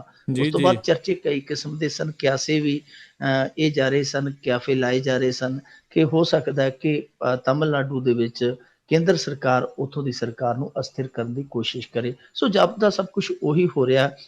ਹੁਣ ਇੱਕ ਸਮੀਕਰਨ ਜਿਹੜਾ ਆ ਉਹ ਬਣ ਸਕਦਾ। ਉਹ ਲਾਸਟ ਦੇ ਵਿੱਚ ਇਹ ਆ, ਅੰਤ ਦੇ ਵਿੱਚ ਇਹ ਆ ਕਿ ਪਨੀਰ ਸੈਲਵਮ ਜਿਸ ਤਰ੍ਹਾਂ ਦੀ ਜਿੱਦਬਾਜ਼ੀ ਕਰਦਾ ਪਿਆ, ਜਿਸ ਤਰ੍ਹਾਂ ਦਾ ਉਹ ਦਾਅਵਾ ਕਰਦਾ ਹੈ ਕਿ ਮੇਰੇ ਕੋਲ 50 ਵਿਧਾਇਕਾਂ ਦਾ ਸਮਰਥਨ ਹੈਗਾ, ਮੈਂ 50 ਲੈ ਕੇ ਚਲੇ ਜਾਣਾ ਹੈ। ਜੇ ਉਹ 50 ਲੈ ਕੇ ਜਾਂਦਾ ਹੈ, ਦੂਜੇ ਪਾਸੇ AIADMK ਦੇ ਜਿਹੜੇ ਵਿਰੋਧੀ ਹੈ, DMK ਵਾਲੇ, ਉਹਨਾਂ ਦੇ ਕੋਲ 99 ਸੀਟਾਂ ਨੇ ਉੱਥੇ ਵਿਧਾਨ ਸਭਾ ਦੇ ਵਿੱਚ। 99 ਤੇ 50 ਪਾ ਕੇ ਹੋ ਜਾਂਦੀਆਂ 139 ਤੇ ਬਹੁਮਤ ਲਈ ਚਾਹੀਦਾ ਉੱਥੇ 134 ਸੀਟਾਂ ਦਾ ਗਣਿਤ ਇਹ ਪਨੀਰ ਸੈਲਵਮ ਫਿਰ ਇਸ ਤਰੀਕੇ ਨਾਲ ਹਾਸਲ ਵੀ ਕਰ ਸਕਦਾ। ਸੋ ਦਿਲਚਸਪ ਹੋ ਗਿਆ ਕਿ ਤਮਿਲਨਾਡੂ ਦੇ ਵਿੱਚ ਜਯਾ ਲਲਿਤਾ ਦੀ ਵਿਰਾਸਤ ਅੱਗੇ ਤੁਰੇਗੀ ਜਾਂ ਇੱਥੇ ਉਹਦਾ ਭੋਗ ਇਹ ਲੜਾਈ ਜਿਹੜੀ ਇਹ ਬਗਾਵਤ ਪਾ ਦੇਵੇਗੀ। ਵੈਸੇ ਭਾਜਪਾ ਕਦੀ ਵੀ ਪਿੱਛੇ ਨਹੀਂ ਰਹਿੰਦੀ ਕਿ ਜਿਹੜੇ ਉਹਨਾਂ ਸੂਬਿਆਂ ਦੇ ਵਿੱਚ ਉਹ ਸੱਤਾ ਦੇ ਵਿੱਚ ਨਹੀਂ ਹੁੰਦੀ, ਆਉਣ ਦੇ ਲਈ ਕੋਈ ਵੀ ਹੀਲਾ ਵਸੀਲਾ ਵਰਤਣ ਦੇ ਲਈ ਉਹ ਹਮੇਸ਼ਾ ਹੀ ਤਿਆਰ ਰਹਿੰਦੇ ਆ। ਆਈ ਥਿੰਕ ਜਿੱਦਾਂ ਤੁਸੀਂ ਇਹਦੇ ਵੱਲ ਇਸ਼ਾਰਾ ਕੀਤਾ ਹੀ ਆ, ਇਹੀ ਚੀਜ਼ ਹੋਣ ਜਾ ਰਹੀ ਹੈ ਲੱਗਦਾ ਆ। ਅਤੇ ਮਿੰਟੂ ਜੀ, ਅਗਲੀ ਗੱਲ ਕਰੀਏ, ਇਤਿਹਾਸ ਦੇ ਵਿੱਚ ਪਹਿਲੀ ਵਾਰ ਇੱਕ ਜਸਟਿਸ ਖਿਲਾਫ ਸੁਣਵਾਈ ਹੋਵੇਗੀ ਸੁਪਰੀਮ ਕੋਰਟ ਅੰਦਰ। ਹਾਂ ਦੇਖੋ, ਇਹ ਵੀ ਇੱਕ ਇਤਿਹਾਸਕ ਮਿੱਥ ਬਣ ਜਾ ਰਹੀ ਹੈ, ਇਤਿਹਾਸਕ ਪਿਰਤ ਪੈਣ ਜਾ ਰਹੀ ਹੈ। ਜਸਟਿਸ ਕਰਨਨ ਹੈ, ਉਹ ਕਾਫੀ ਵਿਵਾਦਾਂ ਦੇ ਵਿੱਚ ਰਿਹਾ, ਕਾਫੀ ਮਸ਼ਹੂਰ ਹੈ ਵੈਸੇ ਤੇ ਉਹ, ਪਰ ਉਹ ਕਈ ਮਾਮਲਿਆਂ ਦੇ ਵਿੱਚ ਬੜੇ ਦਿਲਚਸਪ ਫੈਸਲੇ ਲੈ ਕੇ ਗਿਆ ਅਤੀਤ ਦੇ ਅੰਦਰ। ਸੋ ਉਹਦਾ ਨਾਮ ਹੈ ਜਿਹੜਾ ਉਹ ਹਮੇਸ਼ਾ ਭਾਰਤ ਦੀਆਂ ਅਖਬਾਰਾਂ ਦੇ ਵਿੱਚ ਗੂੰਜਦਾ ਰਹਿੰਦਾ ਹੈ। ਇਹ ਜਸਟਿਸ ਕਰਨਨ ਹੈ ਜਿਹੜਾ ਇਹ ਹੁਣ ਸੁਣਵਾਈ ਦਾ ਸ਼ਿਕਾਰ ਬਣਿਆ ਸੁਪਰੀਮ ਕੋਰਟ ਦੇ ਵਿੱਚ। 7 ਜੱਜਾਂ ਦਾ ਬੈਂਚ, ਜਿਹਨੂੰ ਸੰਵਿਧਾਨਕ ਬੈਂਚ ਕਿਹਾ ਜਾਂਦਾ ਹੈ, ਉਹ ਬੈਂਚ ਇਸ ਮਾਮਲੇ ਦੀ ਸੁਣਵਾਈ ਕਰੇਗਾ। ਮਾਮਲਾ ਕੀ ਹੈ? ਦਰਅਸਲ ਮਾਮਲਾ ਇਹ ਹੈ ਕਿ ਜਿਹੜਾ ਜਸਟਿਸ ਕੁਰੀਨ ਹੈ, ਇਹ ਬਹੁਤ ਸਾਰੇ ਫੈਸਲੇ ਇਹੋ ਜਿਹੇ ਲੈ ਗਿਆ ਜਿਹੜਾ ਇਹਨੂੰ ਥੋੜਾ ਜਿਹਾ ਸ਼ੱਕੀ ਕਰ ਗਿਆ ਕਿ ਕੀ ਇਹ ਸੰਵਿਧਾਨ ਨੂੰ ਮੰਨਦਾ ਵੀ ਹੈ ਬੰਦਾ। ਕਿਉਂਕਿ ਇਹਨੇ ਪਹਿਲਾਂ ਮਦਰਾਸ ਹਾਈ ਕੋਰਟ ਦੇ ਵਿੱਚ ਹੁੰਦਿਆਂ ਉੱਥੋਂ ਦੇ ਚੀਫ ਜਸਟਿਸ ਤੇ ਇਲਜ਼ਾਮ ਲਾਤਾ ਸੀ ਕਿ ਮੈਂ ਦਲਿਤ ਹਾਂ, ਇਹ ਉੱਚੀ ਜਾਤੀ ਦਾ, ਇਹ ਮੇਰਾ ਸ਼ੋਸ਼ਣ ਕਰਦਾ, ਮੇਰੇ ਨਾਲ ਵਿਤਕਰਾ ਕਰਦਾ, ਮੈਨੂੰ ਪ੍ਰਤਾੜਿਤ ਕਰਦਾ। ਉਦੋਂ ਬਹੁਤ ਰੌਲਾ ਪਿਆ। ਫਿਰ ਕੀ ਹੋਇਆ ਕਿ ਸੁਪਰੀਮ ਕੋਰਟ ਨੂੰ ਲੱਗਿਆ ਕਿ ਇਹ ਦੋਵੇਂ ਪਹੀਏ ਜਿਹੜੇ ਇਕੱਠੇ ਚਲਾਉਣੇ ਮੁਨਾਸਬ ਨਹੀਂ ਹੈ, ਵਾਜਬ ਨਹੀਂ ਹੈ। ਤੋ ਇਹਦੀ ਬਦਲੀ ਕਰ ਦਿੱਤੀ ਗਈ ਕਿ ਭਾਈ ਤੂੰ ਮਦਰਾਸ ਤੋਂ ਕੋਲਕਾਤਾ ਹਾਈ ਕੋਰਟ 'ਚ ਪਹੁੰਚ ਜਾ। ਹੋਇਆ ਕਿ ਜਿਵੇਂ ਹੀ ਸੁਪਰੀਮ ਕੋਰਟ ਨੇ ਤਬਾਦਲਾ ਕੀਤਾ, ਜਸਟਿਸ ਕਰਨਨ ਨੇ ਆਪਣੇ ਪੱਧਰ ਤੇ ਸੁਣਵਾਈ ਕਰਕੇ ਆਪਣੀ ਅਦਾਲਤ ਦੇ ਵਿੱਚ ਸੁਪਰੀਮ ਕੋਰਟ ਦੇ ਤਬਾਦਲੇ ਨੂੰ ਰੱਦ ਕਰ ਦਿੱਤਾ, ਉਹਨੂੰ ਸਟੇ ਕਰ ਦਿੱਤਾ। ਇਹ ਆਪਣੇ ਆਪ ਦੇ ਵਿੱਚ ਇੱਕ ਬਹੁਤ ਵੱਡਾ ਫੈਸਲਾ ਸੀਗਾ। ਸੋ ਉੱਥੇ ਬੜੀ ਜ਼ਿਆਦਾ ਫਿਰ ਚਰਚਾ ਹੋਈ ਉਸ ਸਮੇਂ। ਫਿਰ ਉਦੋਂ ਬਾਅਦ ਇਹਨੇ ਮਾਫੀ ਮੰਗ ਲਈ ਵੀ ਮੈਥੋਂ ਗਲਤੀ ਹੋ ਗਈ ਆ, ਚਲੋ ਮਾਮਲਾ ਆਇਆ ਗਿਆ ਹੋ ਗਿਆ। ਫਿਰ ਇੱਕ ਵਾਰੀ ਬਦਲੀਆਂ ਹੋਈਆਂ, ਉਦੋਂ ਵੀ ਮੈਨੂੰ ਚੇਤਾ ਕਿ ਇਹੀ ਜਸਟਿਸ ਕਰਨਨ ਜੱਜਾਂ ਦੇ ਚੈਂਬਰ ਦੇ ਵਿੱਚ ਚਲਾ ਗਿਆ। ਉੱਥੇ ਜਾ ਕੇ ਵੀ ਇਹਨੇ ਫਿਰ ਤੱਤੇ ਛੱਤੇ ਸਲੂਕ ਹੈ ਜਿਹੜੇ ਉੱਥੇ ਸੁਣਾਏ, ਵਾਹਵਾ ਲੱਥੀ ਲਾਈ ਇਹਨੇ ਕਰ ਦਿੱਤੀ। ਉਦੋਂ ਵੀ ਮਾਮਲਾ ਜਿਹੜਾ ਗੜਬੜਾ ਗਿਆ। ਪਰ ਹੁਣ ਇਸ ਸਾਰੇ ਘਟਨਾਕ੍ਰਮ ਨੂੰ ਇੱਕ ਸੂਚੀ ਦੇ ਵਿੱਚ ਬੰਨ੍ਹ ਕੇ ਹੁਣ ਇਹਨੂੰ ਸੁਣਵਾਈ ਲਈ ਤਿਆਰ ਕੀਤਾ ਜਾ ਰਿਹਾ। ਸੁਣਵਾਈ ਹੋਏਗੀ ਸੁਪਰੀਮ ਕੋਰਟ ਦੇ ਵਿੱਚ। ਸੁਣਵਾਈ 'ਚੋਂ ਕੀ ਨਿਕਲੇਗਾ ਕੀ ਨਹੀਂ, ਉਹ ਤੇ ਸਮਾਂ ਦੱਸੇਗਾ। ਪਰ ਜਿਹੜੀ ਇੱਕ ਅਸਲ ਕਹਾਣੀ ਇਸ ਕਹਾਣੀ ਦੇ ਪਿੱਛੋਂ ਨਿਕਲ ਕੇ ਆਉਂਦੀ ਹੈ, ਉਹ ਇਹ ਹੈ ਕਿ ਇਹ ਕਰਨਨ ਨੇ, ਜਸਟਿਸ ਕਰਨਨ ਨੇ ਮੇਰੇ ਖਿਆਲ ਦੇ ਨਾਲ 17 ਜਨਵਰੀ ਨੂੰ ਇੱਕ ਚਿੱਠੀ ਲਿਖੀ ਹੈ ਪ੍ਰਧਾਨ ਮੰਤਰੀ ਨਰਿੰਦਰ ਮੋਦੀ ਨੂੰ। ਉਸ ਚਿੱਠੀ ਤੋਂ ਮੇਰੇ ਖਿਆਲ ਦੇ ਨਾਲ ਇਹ ਸਾਰਾ ਰੱਟਾ ਪਿਆ। ਉਹ ਚਿੱਠੀ ਮੈਨੂੰ ਯਾਦ ਹੈ ਜਦੋਂ ਇਹਨੇ ਲਿਖੀ, ਉਦੋਂ ਨੋਟਬੰਦੀ ਵਾਲਾ ਅਸਰ ਹਾਲੇ ਵਾਹਵਾ ਸੀ ਭਾਰਤ ਦੇ ਵਿੱਚ। ਇਸ ਚਿੱਠੀ ਦੇ ਵਿੱਚ ਇਹਨੇ ਲਿਖਿਆ ਸੀ ਕਿ ਤੁਸੀਂ ਕਹਿੰਦੇ ਹੋ ਜੀ ਅਸੀਂ ਭ੍ਰਿਸ਼ਟਾਖੋਰੀ ਦੇ ਖਿਲਾਫ ਜੰਗ ਲੜਦੇ ਪਏ ਹਾਂ, ਆਓ ਤੁਹਾਨੂੰ ਮੈਂ ਦੱਸਦਾ ਕਿ ਅਸਲੀ ਜੰਗ ਕਿੱਥੇ ਲੜਨ ਵਾਲੀ, ਜਿੱਥੇ ਜੰਗ ਲੱਗਾ ਹੋਇਆ। ਉਹਨੇ ਕਿਹਾ ਕਿ ਭਾਰਤ ਦੀ ਜੁਡੀਸ਼ਰੀ ਦੇ ਵਿੱਚ ਸਭ ਤੋਂ ਜ਼ਿਆਦਾ ਭ੍ਰਿਸ਼ਟਾਖੋਰੀ ਹੈ, ਤੇ ਉਹਨੇ ਬਕਾਇਦਾ ਉਸ ਸਮੇਂ 20 ਜੱਜਾਂ ਦੇ ਨਾਮ ਮੈਂਸ਼ਨ ਕੀਤੇ ਸਨ ਚਿੱਠੀ 'ਚ। ਮੇਰੇ ਖਿਆਲ ਦੇ ਨਾਲ ਉਹ ਜਿਹੜੀ ਚਿੱਠੀ ਪ੍ਰਧਾਨ ਮੰਤਰੀ ਨੂੰ ਲਿਖੀ ਗਈ ਹੈ, ਉਹ ਚਿੱਠੀ ਹੀ ਯੱਬ ਖੜਾ ਕਰ ਗਈ। ਉਹ ਯੱਬ ਹੁਣ ਇੱਥੋਂ ਤੱਕ ਪੈ ਗਿਆ ਕਿ ਜਸਟਿਸ ਕਰਨਨ ਦੇ ਖਿਲਾਫ ਸੁਣਵਾਈ ਸੁਪਰੀਮ ਕੋਰਟ ਦੇ ਵਿੱਚ ਸ਼ੁਰੂ ਹੋ ਗਈ। ਜੀ ਜੀ। ਅਗਲੀ ਆਪਾਂ ਮਿੰਟੂ ਜੀ ਜੇ ਗੱਲ ਕਰੀਏ ਵੀ ਭਗਵੰਤ ਮਾਨ ਨੇ ਮੋਦੀ ਖਿਲਾਫ ਵਿਸ਼ੇਸ਼ ਅਧਿਕਾਰ ਨੋਟਿਸ ਸਪੀਕਰ ਨੂੰ ਸੌਂਪਿਆ। ਇਹ ਕੱਲ ਹੀ ਸਾਫ਼ ਹੋ ਗਿਆ ਸੀਗਾ ਕਿ ਭਗਵੰਤ ਮਾਨ ਇੱਥੇ ਨਹੀਂ ਰੁਕੇਗਾ। ਜਿਸ ਤਰੀਕੇ ਨਾਲ ਭਗਵੰਤ ਮਾਨ ਨੇ ਰਿਐਕਟ ਕੀਤਾ ਬਾਹਰ ਨਿਕਲ ਕੇ ਸੰਸਦ ਤੋਂ, ਉੱਥੇ ਤੇ ਉਹਦੀ ਪੇਸ਼ ਨਹੀਂ ਗਈ, ਕਿਉਂਕਿ ਉੱਥੇ ਠਹਾਕੇ ਹੀ ਇੰਨੇ ਗੂੰਜਦੇ ਸੀ, ਹਾਸੇ ਹੀ ਇੰਨੇ ਗੂੰਜਦੇ ਸੀ। ਭਗਵੰਤ ਮਾਨ ਦੀ ਕਿਸੇ ਨੇ ਗੱਲ ਸੁਣੀ ਨਹੀਂ ਤੇ ਗੱਲ ਉਹਦੀ ਪਹੁੰਚੀ ਵੀ ਨਹੀਂ। ਬਾਹਰ ਨਿਕਲ ਕੇ ਉਹਨੇ ਜਿਸ ਤਰੀਕੇ ਦਾ ਪ੍ਰਤੀਕਰਮ ਦਿੱਤਾ ਸੀ ਕਿ ਸਾਉਣ ਦੇ ਅੰਨੇ ਨੂੰ ਹਰ ਪਾਸੇ ਹਰਾਈ ਦੀਦਾ, ਇਹ ਨਰਿੰਦਰ ਮੋਦੀ ਸੰਸਦ ਦੇ ਵਿੱਚ ਖੜ ਕੇ ਵੀ ਇਹਨੂੰ ਇਸ ਤਰ੍ਹਾਂ ਲੱਗਦਾ ਜਿਵੇਂ ਯੂਪੀ ਦੀ ਕਿਸੇ ਰੈਲੀ ਨੂੰ ਸੰਬੋਧਨ ਕਰਦਾ ਹੋਵੇ। ਭਾਈਓ ਔਰ ਬਹਿਨੋ ਕਹੀ ਜਾਂਦਾ, ਕਹਿੰਦਾ ਕਿ ਕਹਿਣਾ ਸਭਾਪਤੀ ਹੈ ਜਾਂ ਸਪੀਕਰ ਸਾਹਿਬ ਹੈ, ਤੇ ਇਹ ਉੱਥੇ ਭਾਈਓ ਬਹਿਨੋ ਲਾਈ ਖੜਾ। ਜਿਸ ਤਰੀਕੇ ਨਾਲ ਰਿਐਕਟ ਕੀਤਾ ਸੀਗਾ ਭਗਵੰਤ ਮਾਨ ਨੇ, ਤੋਂ ਜਾਪਦਾ ਸੀ ਭਗਵੰਤ ਮਾਨ ਰੁਕੇਗਾ ਨਹੀਂ। ਭਗਵੰਤ ਮਾਨ ਇਸ ਗੱਲ ਨੂੰ ਘੁੱਟ ਦੇ ਵਜੋਂ ਨਹੀਂ ਭਰੇਗਾ, ਉਹਨੇ ਜ਼ਰੂਰ ਕੁਛ ਨਾ ਕੁਛ ਇਹੋ ਜਿਹਾ ਕਦਮ ਚੁੱਕਣਾ ਹੋਏਗਾ ਜਿਸ ਤਰ੍ਹਾਂ ਦਾ ਉਹਦਾ ਰਿਐਕਸ਼ਨ ਕੱਲ ਆਇਆ। ਸੋ ਉਹ ਅੱਜ ਇਹ ਖਬਰ ਆਈ ਕਿ ਭਗਵੰਤ ਮਾਨ ਹੈ ਜਿਹੜਾ ਉਹ ਵਿਸ਼ੇਸ਼ ਅਧਿਕਾਰ ਨੋਟਿਸ ਹੈ ਜਿਹੜਾ ਦੇ ਸਕਦਾ ਹੈ। ਉਹਨੇ ਫਿਰ ਅੱਜ ਦੇਰ ਸ਼ਾਮੀ ਦੇ ਵੀ ਦਿੱਤਾ ਸਪੀਕਰ ਨੂੰ, ਸੁਮਿਤਰਾ ਮਹਾਜਨ ਨੂੰ ਉਹਨੇ ਸੌਂਪ ਦਿੱਤਾ ਹੈ। ਹੁਣ ਵਿਸ਼ੇਸ਼ ਅਧਿਕਾਰ ਨੋਟਿਸ ਕੀ ਹੁੰਦਾ, ਬਹੁਤ ਸਾਰੇ ਲੋਕ ਹੈ ਜਿਹੜੇ ਉਹ ਸ਼ਾਇਦ ਮੈਂ ਵੀ ਉਹਨਾਂ ਦੇ ਵਿੱਚੋਂ ਇੱਕ ਸੀਗਾ ਕਿ ਪਤਾ ਨਹੀਂ ਸੀ ਪਹਿਲਾਂ ਕਿ ਕੀ ਹੁੰਦਾ, ਪਰ ਬਾਅਦ ਦੇ ਵਿੱਚ ਮੈਂ ਜ਼ਿਆਤੀ ਤੌਰ ਤੇ ਕਿਸੇ ਵਿਦਵਾਨ ਕੋਲ ਪਹੁੰਚ ਕਰਕੇ ਪੁੱਛਿਆ ਕਿ ਇਹ ਕੀ ਚੀਜ਼ ਆ, ਤਾਂ ਉਹਦੇ ਵਿੱਚ ਇਹ ਆ ਕਿ ਹੁਣ ਭਗਵੰਤ ਮਾਨ ਨੇ ਮੰਗ ਕੀਤੀ ਇੱਕ ਤਰ੍ਹਾਂ ਨਾਲ ਕਿ ਭਾਈ ਜਾਂ ਤੇ ਪ੍ਰਧਾਨ ਮੰਤਰੀ ਮਾਫੀ ਮੰਗ ਲਏ, ਕਿਉਂਕਿ ਇਹਦੇ ਨਾਲ ਮੇਰੀ ਬੇਇੱਜ਼ਤੀ ਹੋਈ ਆ, ਮੇਰੀ ਗਰਿਮਾ ਨੂੰ, ਮੇਰੀ ਜਿਹੜੀ ਰੁਤਬੇ ਨੂੰ ਸੱਟ ਪਹੁੰਚੀ ਹੈ, ਠੇਸ ਪਹੁੰਚੀ ਹੈ। ਜਾਂ ਤੇ ਪ੍ਰਧਾਨ ਮੰਤਰੀ ਮਾਫੀ ਮੰਗ ਲਵੇ ਜਾਂ ਪ੍ਰਧਾਨ ਮੰਤਰੀ ਆ ਕੇ ਸਫਾਈ ਦੇਵੇ, ਜੇ ਨਹੀਂ ਤੇ ਫਿਰ ਪ੍ਰਧਾਨ ਮੰਤਰੀ ਦੇ ਖਿਲਾਫ ਕਾਰਵਾਈ ਕੀਤੀ ਜਾਵੇ। ਉਂਝ ਭਗਵੰਤ ਮਾਨ ਨੇ ਇਹ ਵੀ ਮੰਗ ਕੀਤੀ ਹੈ ਕਿ ਇਹ ਜਿਹੜਾ ਕਮੈਂਟ ਸੀਗਾ ਨਰਿੰਦਰ ਮੋਦੀ ਦਾ, ਇਹਨੂੰ ਸਪੰਜ ਕੀਤਾ ਜਾਵੇ ਰਿਕਾਰਡ ਦੇ ਵਿੱਚੋਂ। ਔਰ ਨਾਲ ਹੀ ਭਗਵੰਤ ਮਾਨ ਨੇ ਕਿਹਾ ਕਿ ਜੇ ਨਹੀਂ ਕੁਛ ਕਰਨਾ ਤੇ ਫਿਰ ਮੈਨੂੰ ਇਜਾਜ਼ਤ ਦਿੱਤੀ ਜਾਵੇ, ਮੈਂ ਪ੍ਰੀਵਿਲੇਜ ਕਮੇਟੀ ਦੇ ਕੋਲ ਜਾਵਾਂ, ਉੱਥੇ ਮੁੱਦਾ ਲੈ ਕੇ ਚਲਾ ਜਾਵਾਂ। ਸੋ ਇਹ ਮੁੱਦਾ ਹੁਣ ਭਗਵੰਤ ਮਾਨ ਅੱਗੇ ਲੈ ਜਾਣਾ ਚਾਹੁੰਦਾ ਹੈ। ਜੇ ਭਗਵੰਤ ਮਾਨ ਇਸ ਮੁੱਦੇ ਨੂੰ ਅੱਗੇ ਲੈ ਜਾਂਦਾ ਹੈ ਤੇ ਮੇਰੇ ਖਿਆਲ ਦੇ ਨਾਲ ਜਿਵੇਂ ਕਹਿੰਦੇ ਨਾ ਕਿ ਕਦੇ ਦਾਦੇ ਦੀਆਂ ਕਦੇ ਪੋਤੇ ਦੀਆਂ, ਭਗਵੰਤ ਮਾਨ ਨੂੰ ਇਹਨਾਂ ਨੇ ਬਹੁਤ ਗਦੀ ਗੇਟ ਚ ਪਾਈ ਰੱਖਿਆ ਸੀ ਆ ਕਈ ਮਹੀਨੇ, ਤੇ ਨਾਲ ਦੀ ਨਾਲ ਹੀ ਮੇਰੇ ਖਿਆਲ ਦੇ ਨਾਲ ਹਾਲੇ 2 ਦਿਨ ਨਹੀਂ ਹੋਏ ਉਹਨੂੰ ਸੰਸਦ ਚ ਆਏ ਨੂੰ, ਤੇ ਉਹਨੇ ਨਾਲ ਦੀ ਨਾਲ ਹੀ ਸਿਆਪੇ ਚ ਇਹਨਾਂ ਨੂੰ ਪਾ ਦੇਣਾ। ਜੀ ਜੀ, ਬਿਲਕੁਲ ਬਿਲਕੁਲ। ਤੇ ਇੱਕ ਇਹ ਵੀ ਜਿਹੜਾ ਬਿਆਨ ਘੁੰਮ ਰਿਹਾ ਵੀ ਉਹਨਾਂ ਨੇ ਕਿਹਾ ਵੀ ਮੈਂ ਫਿਰ ਵੀ ਚੰਗਾ ਆ, ਖੂਨ ਤਾਂ ਨਹੀਂ ਪੀਂਦਾ। ਇਹਨਾਂ ਨੇ ਗੁਜਰਾਤ ਕਤਲੇਆਮ ਦੀ ਗੱਲ ਵੀ ਇਸ ਚੀਜ਼ ਦੇ ਵਿੱਚ ਹੋਈ ਆ।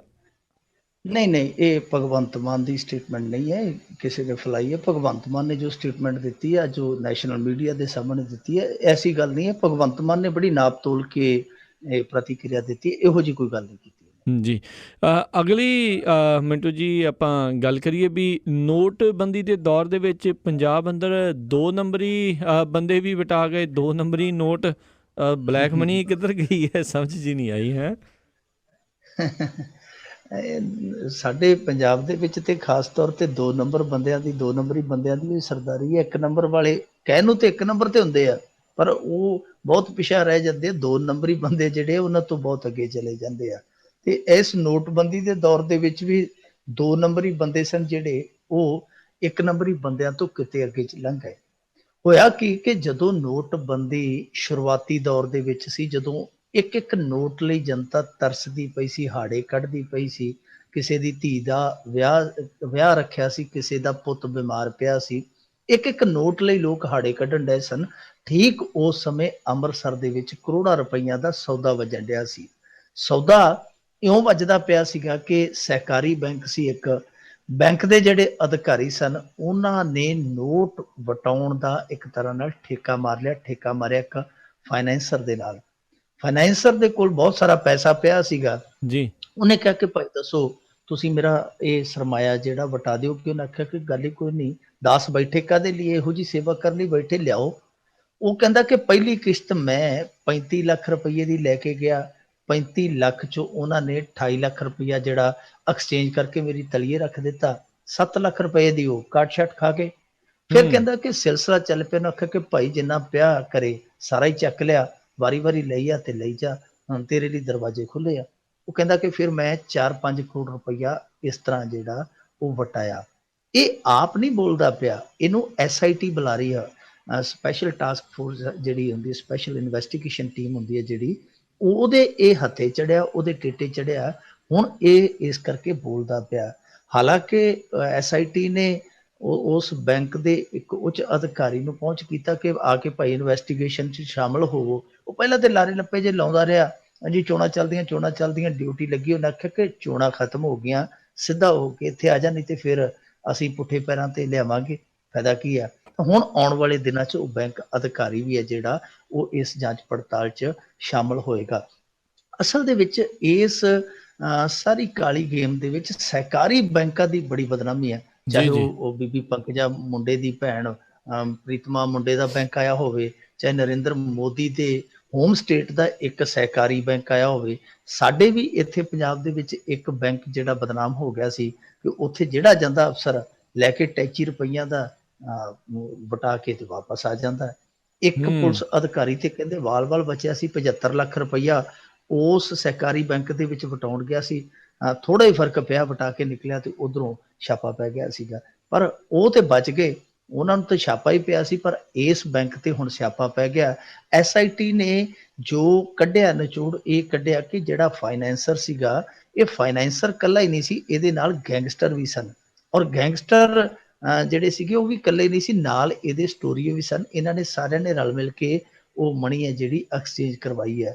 ਹੁਣ ਦੇਖੋ ਕਮਾਲ ਦੀ ਗੱਲ ਆ, ਇਹ ਪੁੱਛਿਆ ਗਿਆ ਕਿ ਉਹ ਪੈਸਾ ਭਾਈ ਕਿੱਧਰ ਗਿਆ, ਤੇ ਇਸ ਫਾਈਨੈਂਸਰ ਨੇ ਕਿਹਾ ਕਿ ਉਸ ਪੈਸੇ ਦੇ ਨਾਲ ਕੁਝ ਤੇ ਨਸ਼ਾ ਖਰੀਦ ਕੇ ਵੇਚਿਆ ਗਿਆ ਤੇ ਕੁਝ ਹਥਿਆਰ ਜਿਹੜੇ ਉਹ ਖਰੀਦੇ ਗਏ, ਜਾਨੀ ਬਲੈਕ ਮਨੀ ਨੂੰ ਵਾਈਟ ਕਰਕੇ ਫਿਰ ਬਲੈਕ ਦੇ ਵਿੱਚ ਲਾ ਦਿੱਤਾ ਗਿਆ, ਇਨਵੈਸਟ ਕਰ ਦਿੱਤਾ ਗਿਆ। ਦੂਜੀ ਗੱਲ ਜਿਹੜੀ ਹੈ ਉਹ ਇੱਕ ਹੋਰ ਬਹੁਤ ਹੀ ਚਿੰਤਾਜਨਕ ਤਰੀਕੇ ਦੇ ਨਾਲ ਸਾਹਮਣੇ ਆਉਂਦੀ ਹੈ ਕਿ ਰਾਜ ਕਰਨਵੀਰ ਸਿੰਘ ਜੀ ਦੇਖੋ, ਫਾਈਨੈਂਸਰ ਵਿਦ ਗੈਂਗਸਟਰ, ਇਹ ਤਾਲਮੇਲ ਕਿਹੋ ਜਿਹਾ ਹੈ ਕਿ ਮਤਲਬ ਇਹ ਕਿ ਫਾਈਨੈਂਸਰ ਪੰਜਾਬ ਦੇ ਵਿੱਚ ਜਿਸ ਤਰੀਕੇ ਦਾ ਗੋਰਖ ਧੰਦਾ ਕਰਦੇ ਆ, ਉਹਦੇ ਚੋਂ ਮਨਚਾਹੀ ਵਿਆਜ ਲਾਉਂਦੇ ਆ, ਜਦੋਂ ਉਹਨਾਂ ਦੀ ਰਕਮ ਅਟਕ ਜਾਂਦੀ ਹੈ, ਰਕਮ ਫਸ ਜਾਂਦੀ ਹੈ, ਤੇ ਫਿਰ ਇਹ ਗੈਂਗਸਟਰ ਹੈ ਜਿਹੜੇ ਉਹ ਇਹਨਾਂ ਫਾਈਨੈਂਸਰਾਂ ਦੀ ਮਦਦ ਕਰਦੇ ਆ। ਇਹਦਾ ਮਤਲਬ ਕਿ ਦੋਹਰਾ ਖੇਡ ਖੇਡਿਆ ਜਾਂਦਾ ਹੈ। ਇਹ ਇਕੱਲੇ ਇੱਕ ਸ਼ਹਿਰ 'ਚ ਨਹੀਂ ਹੋਏਗਾ, ਪੰਜਾਬ ਦੇ ਹੋਰ ਵੀ ਸ਼ਹਿਰਾਂ 'ਚ ਖੇਡਿਆ ਜਾਂਦਾ ਹੋ। ਇਹਨੂੰ ਲੋੜ ਹੈ ਬੇਨਕਾਬ ਕਰਕੇ ਖਤਮ ਕਰਨ ਦੀ। ਜੀ ਆ ਤੁਸੀਂ ਨਕਲੀ ਨੋਟਾਂ ਦੀ ਗੱਲ ਕਰ ਰਹੇ ਹੋ, ਇੱਕ ਜਿਹੜੀ ਆ ਕਹਿੰਦੇ ਵੋਟਾਂ ਦੇ ਵੇਲੇ ਵੀ ਇੱਦਾਂ ਦੀ ਇੱਕ ਖਬਰ ਸਾਹਮਣੇ ਆਈ ਆ, ਕਹਿੰਦੇ ਵੀ ਵੋਟਾਂ ਹੁਣ ਪਈਆਂ ਤਾਂ ਕਈਆਂ ਨੇ ਨਕਲੀ ਨੋਟ ਵੋਟਰਾਂ ਨੂੰ ਦੇਤੇ, ਕਈ ਕਹਿੰਦੇ ਆ ਵੋਟਰ ਕਹਿ ਰਹੇ ਵੀ ਸਾਡੇ ਨਾਲ ਧੋਖਾ ਹੋ ਗਿਆ, ਤੇ ਕਈ ਪੀ ਗਏ ਆ ਵੀ ਯਾਰ ਰਾਤ ਵਾਕਿਆ ਹੀ ਸਾਡੇ ਨਾਲ ਮਾੜੀ ਹੋਈ ਆ, ਉਹ ਕੁਝ ਕਹਿ ਨਹੀਂ ਰਹੇ, ਪਰ ਕਈ ਕਹਿੰਦੇ ਵੀ ਸਾਡੇ ਨਾਲ ਨਾ ਇਨਸਾਫੀ ਹੋਈ ਆ। ਇੱਕ ਕਹਿੰਦੇ ਹੁੰਦੇ ਕਿ ਚੋਰ ਨੂੰ ਮੋਰ ਪੈ ਗਏ ਆ, ਕਈ ਵਾਰ ਕਹਿੰਦੇ ਕਿ ਚੋਰਾਂ ਨੂੰ ਮੋਰ ਹੀ ਨਹੀਂ, ਮੋਰਾਂ ਨੂੰ ਵੀ ਗਾਂ ਬਲਾਵਾਂ ਪੈ ਜਾਂਦੀਆਂ, ਇਹ ਬਲਾਵਾਂ ਪੈ ਗਈਆਂ। ਦੇਖੋ ਰਾਜ ਕਰਨਵੀਰ ਸਿੰਘ ਜੀ, ਅਸੀਂ ਜੋ ਮਰਜ਼ੀ ਕਹੀ ਜਾਈਏ, ਜਿਹੜੀਆਂ ਗਰਜਾਂ ਹੁੰਦੀਆਂ ਨਾ, ਗਰਜਾਂ ਸਮਝੌਤਾਵਾਦੀ ਹੁੰਦੀਆਂ, ਜੀ ਸਿਧਾਂਤਾਂ ਨੂੰ ਗਰਜਾਂ ਜਿਹੜੀਆਂ ਖੋਰ ਦਿੰਦੀਆਂ। ਜਿੰਨਾ ਮਰਜ਼ੀ ਬੰਦਾ ਸਿਧਾਂਤਵਾਦੀ ਹੋਵੇ, ਜਦੋਂ ਪੇਟ ਦੀਆਂ ਆਂਦਰਾਂ ਭੁੱਜਦੀਆਂ ਜਾਂ ਬੱਚੇ ਭੁੱਖੇ ਮਰਦੇ ਹੋਣ, ਉਦੋਂ ਸਿਧਾਂਤ, ਅਸੂਲ, ਜ਼ਮੀਰਾਂ ਸਭ ਕੁਛ ਜਿਹੜੀਆਂ ਉਹ ਦਰਕਨਾਰ ਹੋ ਜਾਂਦੀਆਂ, ਸਿਰਫ ਤੇ ਸਿਰਫ ਸਮਝੌਤਾ ਦੀ ਦਾ ਕਿ ਸਮਝੌਤਾ ਕਰਕੇ ਡੰਗ ਟਪਾ ਲਈਏ। ਸਾਡੇ ਸਮਾਜ ਦੇ ਵਿੱਚ ਇਹੋ ਜਿਹੇ ਬਹੁਤ ਸਾਰੇ ਲੋਕ ਆ ਜਿਹੜੇ ਹਰੇਕ ਕਦਮ ਤੇ ਸਮਝੌਤਾ ਕਰਦੇ ਆ ਜ਼ਿੰਦਗੀ ਦੇ ਨਾਲ, ਹਾਲਾਤਾਂ ਦੇ ਨਾਲ। ਉਹਨਾਂ ਦੇ ਵਿੱਚੋਂ ਕਿਤੇ ਨਾ ਕਿਤੇ ਇਹਨਾਂ ਦੇ ਟੇਟੇ ਚੜ ਜਾਂਦਾ ਹੈ, ਪਰ ਬੇਈਮਾਨੀ ਹੋ ਗਈ, ਠੱਗੀ ਉਹਨਾਂ ਦੇ ਨਾਲ ਦੂਜੀ ਵੀ ਹੋ ਗਈ। ਕਿਸਮਤ ਨੇ ਤੇ ਕੀਤੀ ਹੈ, ਇਹਨਾਂ ਬੇਈਮਾਨਾਂ ਨੇ ਵੀ ਠੱਗੀ ਕੀਤੀ ਹੈ। ਸੌਦਾ ਵੱਜ ਗਏ। ਮਾਛੀਵਾੜਾ ਸਾਹਿਬ ਇਲਾਕੇ ਦੀ ਗੱਲ ਸੁਣਾਉਣਾ ਤੁਹਾਨੂੰ, ਉੱਥੇ ਇੱਕ ਬਸਤੀ ਸੀ, ਉੱਥੋਂ ਦੇ ਗਰੀਬ ਲੋਕਾਂ ਨੂੰ ਇਹਨਾਂ ਨੇ ਭਰਮਾ ਲਿਆ ਕਿ ਵੋਟ ਸਾਨੂੰ ਪਾ ਦਿਓ, ਤੁਹਾਨੂੰ ਪੈਸੇ ਦੇ ਦਿੰਦੇ ਆ। ਨੋਟ ਫੜਾ ਗਏ ਕਿ ਚਲੋ ਭਾਈ ਵੋਟ ਪਾਇਓ। ਉਹ ਵੋਟ ਪਾਏ, ਅਗਲੇ ਦਿਨ ਉਹਨਾਂ ਨੇ ਆਖਿਆ ਕਿ ਚਲੋ ਹੁਣ ਕੱਢੀਓ ਨੋਟ ਜਿਹੜੇ ਕੱਲ ਸਾਂਭੇ ਪਏ ਆ। ਲਿਆ ਕੇ ਉਹਨਾਂ ਨੇ ਬਾਜ਼ਾਰ ਦੇ ਵਿੱਚ ਜਦੋਂ ਦੁਕਾਨਦਾਰਾਂ ਨੂੰ ਨੋਟ ਫੜਾਏ ਕਿ ਸੌਦਾ ਪੱਤਾ ਦਿਓ, ਦੁਕਾਨਦਾਰਾਂ ਨੇ ਭੁਆ ਕੇ ਮਾਰੇ, ਉਹਨਾਂ ਆਖਿਆ ਲੈ ਜਾਓ, ਇਹਨਾਂ ਦੇ ਬਦਲੇ ਤੇ ਚੂਰਨ ਵਾਲੀਆਂ ਪਾਈਪਾਂ ਵੀ ਨਹੀਂ ਆਉਣੀਆਂ। ਇਹ ਕਿਸ ਕੰਮ, ਇਹ ਤੇ ਨਕਲੀ ਨੋਟ ਆ। ਉਹਨਾਂ ਦੇ ਪੈਰਾਂ ਥੱਲੇ ਜ਼ਮੀਨ ਨਿਕਲ ਗਈ ਕਿ ਭਾਈ ਇਹ ਕੀ ਹੋ ਗਿਆ, ਇਹ ਕੀ ਭਾਣਾ ਵਰਤ ਗਿਆ। ਉਹ ਦੂਜੇ ਘਰਾਂ 'ਚ ਗਿਆ, ਕਹਿੰਦੇ ਕਿ ਤੁਸੀਂ ਆਪਦਾ ਨੋਟ ਚਲਾਏ? ਉਹਨੇ ਆਖਿਆ ਕਿ ਨਹੀਂ, ਅਸੀਂ ਤੇ ਹਾਲੇ ਸਾਂਭੇ। ਉਹਨੇ ਆਖਿਆ ਚਲਾ ਕੇ ਵੇਖੋ। ਉਹ ਜਿਹੜੇ 500 ਵਾਲੇ ਸੀ ਉਹ ਵੀ ਨਹੀਂ ਚੱਲੇ, ਉਹ ਵੀ ਨਕਲੀ ਸੀਗੇ। ਉਹ ਕੁਛ ਨੇ ਤੇ ਫਿਰ ਨਾਲ ਦੀ ਨਾਲ ਪਾੜ ਪੁੜ ਕੇ ਸੁੱਟ ਦਿੱਤੇ ਇੱਧਰ ਉੱਧਰ ਕੀਤੇ ਕਿ ਕਿਤੇ ਦੋਹਰਾ ਕੰਮ ਨਾ ਹੋ ਜੇ। ਇੱਕ ਵੋਟ ਵੇਚਣ ਵਾਲਾ ਸਿਆਪਾ ਪੈ ਜੇ, ਦੂਜਾ ਜਾਲੀ ਨੋਟ ਰੱਖਣ ਵਾਲਾ ਸਿਆਪਾ ਪੈ ਜੇ, ਅਗਲੀ ਨਾਲੋਂ ਪਿਛਲੀ ਨਾ ਵੱਧ ਜਾਵੇ। ਇਸ ਕਰਕੇ ਉਹਨਾਂ ਨੇ ਸਾਰਾ ਕੁਛ ਨਿਬੇੜ ਦਿੱਤਾ। ਪਰ ਕੁਛ ਲੋਕ ਸੀ ਕਿ ਜਿਹੜੇ ਉਹ ਪੱਤਰਕਾਰਾਂ ਕੋਲ ਚਲੇ ਗਏ ਕਿ ਸਾਡੇ ਨਾਲ ਤਾਂ ਜਨਾਬ ਇਹ ਧੋਖਾ ਹੋ ਗਿਆ।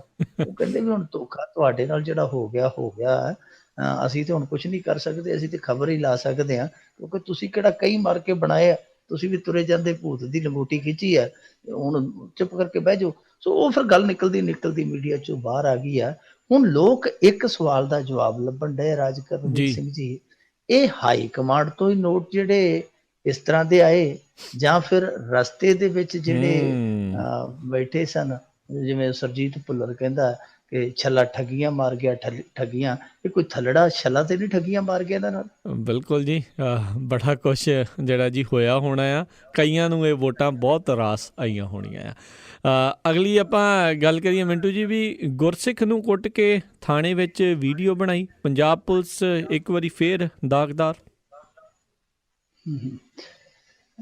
ਇੱਕ ਨਾ ਕੋਈ ਸ਼ਾਇਰ ਆ, ਬਹੁਤ ਹੀ ਆਲਾ ਦਰਜੇ ਦਾ ਸ਼ਾਇਰ ਆ, ਮੈਨੂੰ ਨਾ ਉਹਦਾ ਨਾਂ ਭੁੱਲ ਗਿਆ ਜੀ। ਉਹਨੇ ਬੜੀ ਵਧੀਆ ਗੱਲ ਕਹੀ ਸੀ, ਤਖਤੇ ਸ਼ਾਹੀ ਤਖਤ ਨਸ਼ੀं पर अपना रंग चढ़ा देता है, रफ्ता रफ्ता हर हाकिम को औरंगजेब बना देता है। ਸੋ ਇਹ ਜਿਹੜੀ ਹੁੰਦੀ ਹੈ ਨਾ ਸੂਬੇਦਾਰੀ, ਇਹ ਹੌਲੀ ਹੌਲੀ ਬੰਦੇ ਨੂੰ ਔਰੰਗਜ਼ੇਬ ਹੀ ਬਣਾ ਦਿੰਦੀ ਹੈ। ਸਾਡੀ ਪੁਲਿਸ ਤੇ ਵੈਸੇ ਹੀ ਹਉਮੈ ਦਾ ਸ਼ਿਕਾਰ ਆ, ਔਰ ਜਦੋਂ ਫਿਰ ਇਸ ਤਰ੍ਹਾਂ ਦੀਆਂ ਸਿਆਸੀ ਪਾਵਰਾਂ, ਸਿਆਸੀ ਖੁੱਲ੍ਹਾਂ ਮਿਲ ਜਾਂਦੀਆਂ ਔਰ ਡੰਡਾ ਹੱਥ 'ਚ ਆ ਜਾਂਦਾ, ਫਿਰ ਇਹ ਮਨੁੱਖੀ ਅਧਿਕਾਰ, ਮਨੁੱਖੀ ਭਾਵਨਾਵਾਂ, ਮਨੁੱਖੀ ਇੱਜ਼ਤ, ਇਹਨਾਂ ਸਾਰੀਆਂ ਚੀਜ਼ਾਂ ਨੂੰ ਤਾਕ 'ਤੇ ਰੱਖ ਦਿੰਦੇ ਆ। ਫਿਰ ਬੰਦੇ ਨੂੰ ਬੰਦਾ ਸਮਝ ਕੇ ਨਹੀਂ, ਜਾਨਵਰ ਸਮਝ ਕੇ ਟਰੀਟ ਕਰਦੇ ਆ। ਇਹ ਕਿਸੇ ਇੱਕ ਦੀ ਕਹਾਣੀ ਨਹੀਂ। ਕਿਸੇ ਪਿੰਡ ਦੇ ਵਿੱਚੋਂ ਜਾ ਕੇ ਹੋਕਾ ਦੇ ਦਿਓ, ਉੱਥੇ ਦਰਜਨ ਦੇ ਕਰੀਬ ਜਾਂ ਦਰਜਨਾਂ ਤੋਂ ਵੱਧ ਬੰਦੇ ਆ ਜਿਹੜੇ ਉਹ ਐਸੇ ਨਿਕਲ ਆਉਣਗੇ ਜਿਹੜੇ ਇਸ ਤਸ਼ੱਦਦ ਦਾ ਸ਼ਿਕਾਰ ਹੋ ਚੁੱਕੇ ਆ। ਕੁਝ ਚੁੱਪ ਕਰ ਜਾਂਦੇ ਆ, ਕੁਝ ਰੌਲਾ ਪਾਉਂਦੇ ਆ, ਪਰ ਰੌਲਾ ਪਾ ਕੇ ਚੁੱਪ ਕਰ ਜਾਂਦੇ, ਉਹਨਾਂ ਦਾ ਕਿਤੇ ਵੀ ਇਨਸਾਫ ਨਹੀਂ ਹੁੰਦਾ। ਇਹ ਘਟਨਾ ਜਿਹੜੀ ਵਾਪਰੀ ਆ, ਇਹ ਰਾਮਪੁਰਾ ਫੂਲ ਦੇ ਲਾਗੇ ਇੱਕ ਪਿੰਡ ਆ ਭਾਈ ਰੂਪਾ ਇਤਿਹਾਸਕ ਪਿੰਡ ਆ, ਜਿੱਥੇ ਗੁਰੂ ਸਾਹਿਬ ਆਏ ਸਨ। ਔਰ ਇਸ ਤੋਂ ਇਲਾਵਾ ਪਿੰਡ ਬਹੁਤ ਵੱਡਾ, ਉੱਥੋਂ ਦਾ ਇੱਕ ਗੁਰਸਿੱਖ ਧਰਮ ਸਿੰਘ। ਅਸਲ ਦੇ ਵਿੱਚ ਇਸ ਕਹਾਣੀ ਦਾ ਪਿਛੋਕੜ ਜਾਣਨਾ ਬੜਾ ਜ਼ਰੂਰੀ ਹੈ। ਇਸ ਪਿੰਡ ਦੇ ਵਿੱਚ ਇੱਕ ਲੰਗਰ ਕਮੇਟੀ, ਉਹਦੇ ਨਾਮ 125 ਕਿੱਲੇ ਜ਼ਮੀਨ ਸੀ। ਉਹ ਜ਼ਮੀਨ ਦਾ ਰੌਲਾ ਸੀ, ਉਸ ਜ਼ਮੀਨ ਤੇ ਸ਼੍ਰੋਮਣੀ ਗੁਰਦੁਆਰਾ ਪ੍ਰਬੰਧਕ ਕਮੇਟੀ ਦੀ ਅੱਖ ਹੋ ਗਈ, ਅੱਖ ਹੋਈ ਨਹੀਂ, ਅੱਖ ਕਰਵਾਈ ਗਈ। ਇਸ ਇਲਾਕੇ ਦੇ 2 ਲੀਡਰ ਸਨ ਬਹੁਤ ਵੱਡੇ, ਉਹਨਾਂ ਦੀ ਅੱਖ ਸੀ ਇਸ ਜ਼ਮੀਨ ਤੇ। ਉਹਨਾਂ ਸ਼੍ਰੋਮਣੀ ਕਮੇਟੀ ਨੂੰ ਵਿੱਚ ਪਾ ਲਿਆ। ਜਦੋਂ ਸ਼੍ਰੋਮਣੀ ਕਮੇਟੀ ਕਬਜ਼ਾ ਲੈਣ ਦੀ ਕੋਸ਼ਿਸ਼ ਕਰਦੀ ਪਈ ਸੀ, 2015 ਦੇ ਗੱਲ ਆ, ਤਾਂ ਉਸ ਸਮੇਂ ਇਸ ਗੁਰਸਿੱਖ ਨੂੰ, ਜਿਹੜਾ ਲੰਗਰ ਕਮੇਟੀ ਦਾ ਮੈਂਬਰ ਸੀਗਾ ਧਰਮ ਸਿੰਘ, ਇਹਨੂੰ ਉੱਥੋਂ ਦਾ ਸ਼੍ਰੋਮਣੀ ਗੁਰਦੁਆਰਾ ਪ੍ਰਬੰਧਕ ਕਮੇਟੀ ਦਾ ਕੋਈ ਸਾਬਕਾ ਮੈਂਬਰ ਸੀ ਸਤਨਾਮ ਸਿੰਘ, ਉਹਨੇ ਉਦੋਂ ਅਰੈਸਟ ਕਰਵਾਇਆ ਸੀ। ਦੱਸਦੇ ਆ ਕਿ ਉਸ ਸਮੇਂ ਉਹ 18 ਕੁ ਦਿਨ ਜੇਲ੍ਹ 'ਚ ਵੀ ਰਹਿ ਕੇ ਆਇਆ। ਇਹ ਵੀਡੀਓ ਉਸ ਸਮੇਂ ਦੇ ਦੌਰਾਨ ਬਣੀ ਹੈ ਜਦੋਂ ਇਹ ਥਾਣੇ ਦੇ ਵਿੱਚ ਹਿਰਾਸਤ ਅੰਦਰ ਸੀਗਾ। ਉਸ ਦੌਰਾਨ ਪੁਲਿਸ ਨੇ ਕੁੱਟਿਆ, ਔਰ ਦੱਸਦੇ ਆ ਕਿ ਵੀਡੀਓ ਸ਼ੂਟ ਕੀਤੀ ਗਈ। ਕਮਾਲ ਦੀ ਗੱਲ ਤੇ ਇਹ ਹੈ ਕਿ ਉਹ ਧਰਮ ਸਿੰਘ ਦੇ ਮੁੰਡੇ ਨੇ ਮਾਰਚ 2016 ਦੇ ਵਿੱਚ ਮਨੁੱਖੀ ਅਧਿਕਾਰ ਕਮਿਸ਼ਨ ਨੂੰ ਸ਼ਿਕਾਇਤ ਵੀ ਭੇਜੀ ਕਿ ਮੇਰੇ ਪਿਤਾ ਨਾਲ ਅਣਮਨੁੱਖੀ ਤਸ਼ੱਦਦ ਕੀਤਾ ਗਿਆ, ਬਹੁਤ ਜ਼ਿਆਦਾ ਟੌਰਚਰ ਕੀਤਾ ਗਿਆ, ਔਰ ਉਹਦੀ ਵੀਡੀਓ ਵੀ ਬਣਾਈ ਗਈ ਹੈ ਅਲਫਨਗੇ ਦੀ। ਆਈ 48 ਰਿਪੋਰਟ ਆਈ ਪੁਲਿਸ ਕੋਲ, ਔਰ ਇਹਨਾਂ ਨੇ ਲਿਖ ਕੇ ਭੇਜ ਦਿੱਤਾ ਜੀ, ਉਹ ਤੇ ਜਾਂਚ ਦੇ ਵਿੱਚ ਸ਼ਾਮਲ ਹੀ ਨਹੀਂ ਹੁੰਦਾ ਪਿਆ। ਸੋ ਜਾਂਚ ਇਹਨਾਂ ਨੇ ਬੰਦ ਕਰ ਦਿੱਤੀ, ਪੜਤਾਲ ਬੰਦ ਕਰ ਦਿੱਤੀ। ਫਿਰ ਪੁਲਿਸ ਤੇ ਦੋਸ਼ ਲੱਗਾ, ਲੋਕਾਂ ਨੇ ਕਿਹਾ ਕਿ ਭਾਈ ਇਹ ਬਹੁਤ ਤੁਸੀਂ ਜ਼ਿਆਦਤੀ ਕੀਤੀ ਹੈ ਇਸ ਬੰਦੇ ਦੇ ਨਾਲ। ਕਹਿੰਦੇ ਜੀ ਨਹੀਂ, ਇਹ ਤੇ ਕਹਾਣੀਆਂ ਬਣਾਉਂਦਾ, ਬਦਨਾਮ ਕਰਦਾ ਪਿਆ। ਹੋਇਆ ਕਿ ਉਹ ਵੀਡੀਓ ਥੋੜੇ ਦਿਨ ਪਹਿਲਾਂ ਵਾਇਰਲ ਹੋ ਗਈ। ਜਦੋਂ ਇਲਾਕੇ ਦੇ ਵਿੱਚ ਵੀਡੀਓ ਵਾਇਰਲ ਹੋ ਗਈ ਤੇ ਫਿਰ ਉਹ ਘਰ ਘਰ ਗੱਲ ਪਹੁੰਚ ਗਈ। ਹੁਣ ਜਿਹੜੀ ਪੁਲਿਸ ਕਹਿੰਦੀ ਸੀਗੀ ਜੀ ਇਹ ਤੇ ਪੜਤਾਲ ਦੇ ਵਿੱਚ ਸ਼ਾਮਲ ਹੀ ਨਹੀਂ ਹੁੰਦਾ ਸੀ, ਇਹ ਜੀ ਝੂਠੀਆਂ ਕਹਾਣੀਆਂ ਬਣਾਉਂਦਾ, ਪੁਲਿਸ ਨੂੰ ਬਦਨਾਮ ਕਰਨ ਦੀ ਕੋਸ਼ਿਸ਼ ਕਰਦਾ, ਉਸ ਪੁਲਿਸ ਕੋਲ ਹੁਣ ਮੂੰਹ ਲੁਕਾਉਣ ਜੋਗੀ ਥਾਂ ਨਹੀਂ ਬਚੀ। ਪੁਲਿਸ ਜਿਹੜੀ ਹੈ ਉਹ ਬਿਲਕੁਲ ਨੰਗੀ ਹੋ ਗਈ ਹੈ ਇਸ ਮਾਮਲੇ ਦੇ ਵਿੱਚ ਕਿ ਬਹੁਤ ਹੀ ਜ਼ਿਆਦਾ ਤਸ਼ੱਦਦ ਕੀਤਾ ਔਰ ਅਣਮਨੁੱਖੀ ਤਰੀਕੇ ਦੇ ਨਾਲ ਧਰਮ ਸਿੰਘ ਤੇ ਤਸ਼ੱਦਦ ਕੀਤਾ ਔਰ ਉੱਤੋਂ ਉਸ ਜੁਰਮ ਨੂੰ ਛੁਪਾਉਣ ਦੇ ਲਈ ਝੂਠ ਦਾ ਝੂਠ ਬੋਲਿਆ, ਇੱਥੋਂ ਤੱਕ ਕਿ ਮਨੁੱਖੀ ਅਧਿਕਾਰ ਕਮਿਸ਼ਨ ਨਾਲ ਵੀ ਝੂਠ ਬੋਲਿਆ। ਹੁਣ ਇਸ ਮਾਮਲੇ ਦੇ ਵਿੱਚ ਬਹੁਤ ਜ਼ਿਆਦਾ ਗਹਿਮਾ ਗਹਿਮੀ ਹੈ। ਆਉਣ ਵਾਲੇ ਦਿਨਾਂ 'ਚ ਦੇਖਣਾ ਪਵੇਗਾ ਕਿ ਇਸ ਮਾਮਲੇ ਦੇ ਮੁਤਲਕ ਕੋਈ ਕਾਰਵਾਈ ਹੁੰਦੀ ਹੈ ਜਾਂ ਫਿਰ ਇਸੇ ਤਰ੍ਹਾਂ ਇਹ ਅਖਬਾਰਾਂ ਦੇ ਵਿੱਚ 2-4 ਦਿਨ ਰਹਿ ਕੇ ਮੁੱਦਾ ਜਿਹੜਾ ਉਹ ਫਿਰ ਠੰਡੇ ਬਸਤੇ 'ਚ ਚਲਾ ਜਾਵੇਗਾ। ਪਰ ਹਾਲ ਦੀ ਘੜੀ ਬਹੁਤ ਜ਼ਿਆਦਾ ਚਰਚਾ ਹੋ ਰਹੀ ਹੈ, ਪੁਲਿਸ ਨੂੰ ਬਹੁਤ ਜ਼ਿਆਦਾ ਨਮੋਸ਼ੀ ਮਿਲ ਰਹੀ ਹੈ। ਉਂਝ ਮੈਂ ਤੁਹਾਡੀ ਜਾਣਕਾਰੀ ਦੀ ਦੱਸ ਦਿਆਂ, ਜਿਹੜੀ ਪੈਲੀ ਨੇ ਇੱਥੇ ਪਿੱਟਨੇ ਪਏ ਸਨ ਇਸ ਪਿੰਡ ਦੇ ਵਿੱਚ ਬਹੁਤ ਸਾਰਾ ਝੱਖੜ ਚਲਾਇਆ ਸੀ। ਉਹ ਜ਼ਮੀਨ ਅੱਜ ਕੱਲ 2 ਉੱਥੋਂ ਦੇ ਉੱਘੇ ਲੀਡਰ ਜਿਹੜੇ ਚਰਚਾ ਦੇ ਵਿੱਚ ਰਹਿੰਦੇ, ਉਹਨਾਂ ਚੋਂ ਇੱਕ ਤੇ ਖਾਸ ਤੌਰ ਤੇ ਰਹਿੰਦਾ ਚਰਚਾ ਦੇ ਵਿੱਚ, ਉਹਨਾਂ ਨੇ ਦੱਸਦੇ ਕਿ ਗੱਲ ਲੀਜ਼ ਤੇ ਲੈ ਲਈ ਸੀ।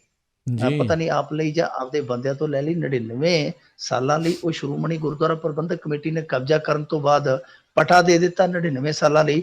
ਉਹ ਪਟਾ ਜਿਹੜਾ ਉਹ ਸਾਲ ਦਾ 5 ਲੱਖ ਰੁਪਏ ਤੇ ਆ ਮੇਰੇ ਖਿਆਲ ਦੇ ਨਾਲ, ਤੇ ਅੱਗੇ ਉਹ ਜ਼ਮੀਨ ਹੈ ਜਿਹੜੀ 57-58 ਲੱਖ ਨੂੰ ਠੇਕੇ ਤੇ ਚੜਾਈ ਜਾਂਦੀ ਹੈ, ਯਾਨੀ ਸੁੱਕੀ ਕਮਾਈ ਦੀ ਕਮਾਈ। ਜੀ ਮਿੰਟੂ ਜੀ, ਅਗਲੀ ਆਪਾਂ ਗੱਲ ਕਰੀਏ ਵੀ ਦਿੱਲੀ ਕਮੇਟੀ ਦੇ ਨੇਤਾਵਾਂ ਦੀ ਸੁਰੱਖਿਆ ਦਾ ਭਾਰ ਪੰਜਾਬ ਦੇ ਮੋਢਿਆਂ ਤੇ ਆ। ਪੰਜਾਬ ਨੇ ਸਾਰਾ ਦੇਸ਼ ਹੀ ਆਪਣੇ ਮੋਢਿਆਂ ਤੇ ਚੁੱਕਿਆ ਹੋਇਆ ਜੀ, ਰੋਟੀ ਪਾਣੀ ਬੰਨਿਓ ਵੀ। ਤੇ ਹੁਣ ਇਹੋ ਜਿਹੇ ਅਹੁਦੇਦਾਰਾਂ ਦਾ ਖਰਚਾ ਵੀ ਆਪਣੇ ਮੋਢਿਆਂ ਤੇ ਚੁੱਕ ਲਿਆ ਜਿਹੜੇ ਕੰਮ ਦਿੱਲੀ 'ਚ ਕਰਦੇ ਆ। ਪਰ ਇੱਥੋਂ ਗਨਮੈਨ ਲਿਜਾਂਦੇ ਆ, ਨਾਲ ਜਿਪਸੀ ਲਿਜਾਂਦੇ, ਤੇ ਨਾਲ ਜਿਪਸੀ ਦਾ ਤੇਲ ਵੀ ਪੰਜਾਬ ਦੇ ਖਜ਼ਾਨੇ 'ਚੋਂ ਕੱਢਦੇ ਆ। ਇਹਨਾਂ ਦੇ ਵਿੱਚ ਮਨਜੀਤ ਸਿੰਘ ਜੀਕੇ ਪ੍ਰਮੁੱਖ ਆ, ਜਿਹਨੂੰ 2.5-3 ਦਿਨਾਂ ਬਾਅਦ ਚੇਤਾ ਆਉਂਦਾ ਕਿ ਡੇਰੇ ਤੋਂ ਸਮਰਥਨ ਲੈ ਲਿਆ ਤੇ ਬਹੁਤ ਗਲਤ ਕੰਮ ਹੋਇਆ। ਦੂਜਾ ਅਵਤਾਰ ਸਿੰਘ ਹਿੱਤ ਆ, ਤੀਜਾ ਮਨਜਿੰਦਰ ਸਿੰਘ ਸਿਰਸਾ ਹੈ। ਮਨਜਿੰਦਰ ਸਿੰਘ ਸਿਰਸਾ ਤੇ ਇਹਨਾਂ ਨੇ ਪੱਕੇ ਤੌਰ ਤੇ ਇੱਥੇ ਲੈ ਆਂਦਾ ਸੀ ਡੈਪੂਟੇਸ਼ਨ ਤੇ ਪਿਛਲੇ ਸਾਲ, ਔਰ ਇਹਨੂੰ ਕੈਬਨਿਟ ਮੰਤਰੀ ਬਰੋਬਰ ਦਾ ਰੈਂਕ ਵੀ ਦੇ ਦਿੱਤਾ ਸੀਗਾ। ਇਹਨਾਂ ਤਿੰਨਾਂ ਦੇ ਕੋਲ ਇਸ ਸਮੇਂ ਲਗਭਗ 2 ਦਰਜਨ ਦੇ ਕਰੀਬ ਗਨਮੈਨ ਆ ਔਰ 4 ਪਾਇਲਟ ਜਿਪਸੀਆਂ, ਜਿਨ੍ਹਾਂ ਚੋਂ 2 ਮੇਰੇ ਖਿਆਲ ਦੇ ਨਾਲ ਮਨਜਿੰਦਰ ਸਿੰਘ ਸਿਰਸਾ ਕੋਲ ਆ, ਇੱਕ ਅਵਤਾਰ ਸਿੰਘ ਹਿੱਤ ਤੇ ਮਨਜੀਤ ਸਿੰਘ ਜੀਕੇ ਕੋਲ ਆ। ਕਮਾਲ ਦੀ ਗੱਲ ਤੇ ਇਹ ਹੈ ਕਿ ਜਦੋਂ ਚੋਣ ਜ਼ਾਬਤਾ ਪੰਜਾਬ ਦੇ ਵਿੱਚ ਲਾਗੂ ਹੋਇਆ, ਚੋਣ ਕਮਿਸ਼ਨ ਨੇ ਹਦਾਇਤਾਂ ਕੀਤੀਆਂ ਕਿ ਜਿਹੜੇ ਇਸ ਤਰ੍ਹਾਂ ਦੇ ਮਨਜਿੰਦਰ ਸਿੰਘ ਸਿਰਸਾ ਸਲੀਕੇ ਦੇ ਲੀਡਰ ਆ, ਜਿਨ੍ਹਾਂ ਨੂੰ ਕੈਬਨਿਟ ਰੈਂਕ ਦਿੱਤੇ ਹੋਏ ਆ ਸਰਕਾਰ ਨੇ, ਉਹਨਾਂ ਤੋਂ ਇਹ ਸੁਰੱਖਿਆ ਛਤਰੀ ਜਿਹੜੀ ਵਾਪਸ ਲੈ ਲਓ।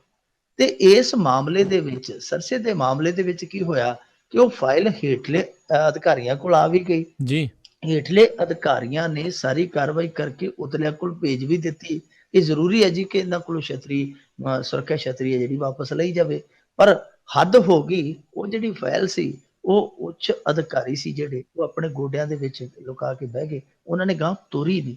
ਉਹਨੇ ਚਲੋ ਚੋਣਾਂ ਹੋ ਗਈਆਂ। ਹੁਣ ਚੋਣਾਂ ਤੋਂ ਬਾਅਦ ਇਹ ਸਾਰਾ ਕਿੱਸਾ ਨਿਕਲਿਆ ਕਿ ਇਹਨਾਂ ਦੇ ਕੋਲ ਇੰਨੇ ਗਨਮੈਨ ਆ, ਇੰਨੀਆਂ ਜਿਪਸੀਆਂ, 290 ਲੀਟਰ ਇੱਕ ਜਿਪਸੀ ਦੇ ਵਿੱਚ ਜਿਹੜਾ ਡੀਜ਼ਲ ਪੈਂਦਾ, ਉਹ ਵੀ ਪੰਜਾਬ ਦੇ ਖਜ਼ਾਨੇ 'ਚੋਂ ਜਾਂਦਾ, ਉਹਦੀ ਪਾਈਪ ਵੀ ਇੱਥੋਂ ਲੱਗੀ ਹੋਈ ਆ। ਹੁਣ ਇੱਕ ਹੋਰ ਕਮਾਲ ਦੀ ਚੀਜ਼ ਜਿਹੜੀ ਸਾਹਮਣੇ ਨਿਕਲ ਕੇ ਆਉਂਦੀ ਹੈ, ਉਹ ਇਹ ਹੈ ਕਿ ਇਹ ਤੇ ਚਲੋ ਫਿਰ ਵੀ ਇਹਨਾਂ ਦੇ ਆਪਦੇ ਅਕਾਲੀ ਲੀਡਰ ਆ ਔਰ ਇਹਨਾਂ ਦੇ ਕੰਮ ਆਉਂਦੇ ਆ। ਖਾਸ ਤੌਰ ਤੇ ਜਦੋਂ ਪੰਥਕ ਮੁੱਦੇ ਹੋਣ, ਉਦੋਂ ਬਹੁਤ ਸ਼ਿੱਦਤ ਦੇ ਨਾਲ ਕੰਮ ਕਰਦੇ ਜੀਕੇ ਸਾਹਿਬ ਵਰਗੇ, ਜਾਂ ਜਦੋਂ ਕੇਜਰੀਵਾਲ ਨੂੰ ਕਿਤੇ ਘੇਰਨਾ ਹੋਵੇ, ਉਦੋਂ ਜੀਕੇ ਸਾਹਿਬ ਕੰਮ ਆਉਂਦੇ ਆ।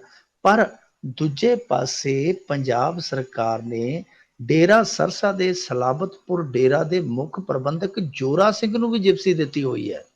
ਔਰ ਕਮਾਲ ਦੀ ਗੱਲ ਆ ਕਿ ਇਸ ਤੋਂ ਇਲਾਵਾ ਹੋਰ 2 ਡੇਰੇਦਾਰ ਆ, ਜਿਨ੍ਹਾਂ ਦੇ ਵਿੱਚ ਕੋਈ ਬਾਬਾ ਗੁਰਬਚਨ ਸਿੰਘ ਆ ਤੇ ਇੱਕ ਬਾਬਾ ਨਿਰਮਲ ਦਾਸ ਆ। ਇਹਨਾਂ ਨੂੰ ਵੀ ਜਿਪਸੀਆਂ ਪ੍ਰਦਾਨ ਕੀਤੀਆਂ ਹੋਈਆਂ। ਹੁਣ ਦੇਖੋ ਜੀ, ਸਾਧਾਂ ਨੂੰ ਵੀ ਜਿਪਸੀਆਂ ਗਾ, ਸਾਧਾਂ ਦੇ ਚੇਲੇ ਚਾਟੜਿਆਂ ਨੂੰ ਵੀ ਜਿਪਸੀਆਂ। ਤੇ ਜਿਹੜੇ ਸਾਡੇ ਇੱਥੋਂ ਦੇ ਲੋਕ ਆ, ਉਹ ਇੰਨੇ ਵੀ ਸੁਰੱਖਿਅਤ ਨਹੀਂ ਕਿ ਰਾਤ ਨੂੰ ਜੇ ਉਹਨਾਂ ਨੇ ਪਾਣੀ ਲਾਉਣ ਵੀ ਜਾਣਾ ਹੋਵੇ, ਇੱਕ ਅੱਗੇ ਬੰਦੂਕ ਫੜ ਕੇ ਜਾਂਦਾ, ਇੱਕ ਪਿੱਛੇ ਡਾਂਗ ਫੜ ਕੇ ਜਾਂਦਾ। ਇਹੋ ਜਿਹਾ ਮਾਹੌਲ ਬਣਿਆ ਪਿਆ। ਦੂਜੇ ਪਾਸੇ ਜਿਹੜੇ ਲੀਡਰ ਤੇ ਚਲੋ ਲੀਡਰ ਮੰਨੇ ਸੀ, ਗਾਂ ਜਿਹੜੇ ਲੀਡਰਾਂ ਦੇ ਲਿੰਕ ਵਾਲੇ ਸਾਧ ਆ, ਜਿਹੜਾ ਸਾਧ ਟੋਲਾ ਹੈ, ਉਹਨਾਂ ਨੂੰ ਵੀ ਇਹਨਾਂ ਨੇ ਸੁਰੱਖਿਆ ਛਤਰੀ ਦਿੱਤੀ ਆ। ਪਰ ਇਹਨਾਂ ਨੇ ਕਿਹੜਾ ਘਰੋਂ ਪੈਸੇ ਲੈ ਕੇ ਆਉਣੇ ਆ ਜਾਂ ਬੱਸਾਂ ਦੀ ਕਮਾਈ ਚੋਂ ਦੇਣੇ ਆ? ਸਰਕਾਰੀ ਖਜ਼ਾਨੇ ਚੋਂ ਜਾਈ ਜਾਂਦੇ ਸੀ, ਚੱਲੀ ਜਾਂਦਾ ਸੀ ਕੰਮ। ਪਰ ਇਹ ਬੰਦ ਕਰਨ ਦੀ ਜ਼ਰੂਰਤ ਆ, ਕਿਉਂਕਿ ਇਹੋ ਜਿਹੇ ਖਰਚਿਆਂ ਨੂੰ ਝੱਲਦਾ ਝੱਲਦਾ ਪੰਜਾਬ ਅੱਜ ਖਸਤਾ ਹਾਲ ਹੋ ਗਿਆ। ਇੱਥੋਂ ਤੱਕ ਕਿ ਨੱਕੋ ਨੱਕ ਉਹ ਕਰਜ਼ੇ ਦੇ ਵਿੱਚ ਡੁੱਬ ਗਿਆ। ਇਹ ਬੰਦ ਕਰਨੀ ਚਾਹੀਦੀ ਹੈ ਰਵਾਇਤ। ਜਿੱਥੋਂ ਦੇ ਲੀਡਰ ਆ ਉੱਥੇ ਜਾ ਕੇ ਆਪਣੇ ਗਨਮੈਨ ਲੈਣ, ਉੱਥੋਂ ਜਾ ਕੇ ਜਿਪਸੀਆਂ ਲੈਣ। ਪੰਜਾਬ ਦੇ ਵਿੱਚ ਤੇ ਆਪਦਾ ਆਪ ਸਾਂਭਣ ਦੀ ਜਿਹੜੀ ਤਾਕਤ ਹੈ ਉਹ ਨਹੀਂ ਬਚੀ, ਸਮਰੱਥਾ ਨਹੀਂ ਬਚੀ। ਇਹਨੂੰ ਇਹਦੇ ਹਾਲ ਤੇ ਛੱਡ ਦੇਣਾ, ਹੱਥ ਜੋੜ ਦੇਣਾ ਚਾਹੀਦਾ ਇਹਨਾਂ ਦੇ ਅੱਗੇ, ਲੀਡਰਾਂ ਦੇ ਅੱਗੇ, ਕਿ ਭਾਈ ਤੁਸੀਂ ਆਪਦਾ VIP ਕਲਚਰ ਜੇ ਬਣਾਉਣਾ ਹੈ ਤੇ ਆਪਦੀ ਸਟੇਟ ਦੇ ਵਿੱਚ ਜਿੱਥੇ ਤੁਸੀਂ ਵਿਚਰਦੇ ਹੋ, ਜਿੱਥੇ ਤੁਸੀਂ ਰਹਿੰਦੇ ਹੋ, ਉੱਥੋਂ ਬਣਾਓ ਜਾ ਕੇ। ਜੀ ਜੀ। ਅਗਲੀ ਮਿੰਟੂ ਜੀ ਗੱਲ ਕਰੀਏ ਵੀ ਯੂਪੀ ਦੇ ਇੱਕ ਦਲਿਤ ਉਮੀਦਵਾਰ ਨੂੰ ਛੋਟੀ ਜਾਤ ਦਾ ਹੋਣ ਕਰਕੇ ਸਹਿਣਾ ਪੈ ਰਿਹਾ ਹੈ ਅਪਮਾਨ। ਇਹ ਇੱਕ ਤਰਾਸਦੀ ਹੈ ਸਾਡੇ ਮੁਲਕ ਦੀ, ਸਾਡੇ ਮੁਲਕ ਦੇ ਦਲਿਤ ਭਾਈਚਾਰੇ ਦੀ, ਕਿ ਉਹਨਾਂ ਨੂੰ ਬਰਾਬਰਤਾ ਨਹੀਂ ਮਿਲ ਰਹੀ ਤੇ ਇਸ ਮਾਮਲੇ ਦੇ ਵਿੱਚ ਹਾਕਮ ਆ ਜਿਹੜੇ ਉਹ ਕੁਛ ਕਰਦੇ ਨਹੀਂ, ਕੱਖ ਵੀ ਨਹੀਂ ਕਰਦੇ। ਇਹਨਾਂ ਦਾ ਕੰਮ ਹੈ ਜਿਹੜਾ ਬਸ ਉਹ ਇਹੋ ਹੀ ਬਿਆਨ ਦੇ ਦਿੱਤੇ। ਸਾਡੇ ਪ੍ਰਧਾਨ ਮੰਤਰੀ ਨੇ ਇੱਕ ਵਾਰੀ ਆਖ ਦਿੱਤਾ ਸੀ ਜਦੋਂ ਗੁਜਰਾਤ ਦੇ ਵਿੱਚ ਰੌਲਾ ਪਿਆ ਕਿ ਮੈਨੂੰ ਭਾਵੇਂ ਗੋਲੀ ਮਾਰ ਦਿਓ, ਮੇਰੇ ਦਲਿਤ ਭਰਾਵਾਂ ਨੂੰ ਕੁਛ ਨਾ ਕਹੋ। ਉਹ ਤੁਹਾਨੂੰ ਪਤਾ ਉਹਦੇ ਬਾਰੇ ਤੇ मशहूर है ना कि वो जदों कह देता है ना कि कुछ इस तरह से अपने गुनाहों को धो देता है, जब देश गुस्से में हो तो वो रो देता है, वो रो के सार दिंदा है। सो वो रो पिया, ठीक है, कहता जी कि चलो दलितां दी हुण सुनी गई है, प्रधान मंत्री ने स्टैंड लिया, दलित है जिहड़े वो बराबर आ जाणगे। पर तुसीं देखो ये जिहड़ा उम्मीदवार है राजवीर दा नाम आ, ਇਹ ਹਾਥਰਸ ਜ਼ਿਲ੍ਹਾ यूपी ਦੇ ਵਿੱਚ, ਉੱਥੇ ਇਗਲਾਸ ਸੀਟ ਪੈਂਦੀ ਆ। ਇਗਲਾਸ ਸੀਟ ਤੇ ਚੋਣ ਲੜਦਾ ਪਿਆ ਔਰ ਇਹ ਰਾਜਵੀਰ ਚੋਣ ਕਿਹਦੇ ਨਿਸ਼ਾਨ ਤੇ ਲੜਦਾ ਪਿਆ? ਇਹ ਭਾਰਤੀ ਜਨਤਾ ਪਾਰਟੀ ਦੇ ਕਮਲ ਦੇ ਨਿਸ਼ਾਨ ਤੇ ਚੋਣ ਲੜਦਾ ਪਿਆ। ਹੁਣ ਜਦੋਂ ਇਹ ਵੋਟਾਂ ਮੰਗਣ ਜਾਂਦਾ ਰਾਜਵੀਰ, ਜਦੋਂ ਵੋਟ ਮੰਗਣ ਕਿਸੇ ਘਰ ਦੇ ਵਿੱਚ ਜਾਂਦਾ ਤੇ ਨਾਲ ਇਹ ਆਪਦਾ ਸਟੀਲ ਦਾ ਗਲਾਸ ਲਿਜਾਣਾ ਨਹੀਂ ਭੁੱਲਦਾ।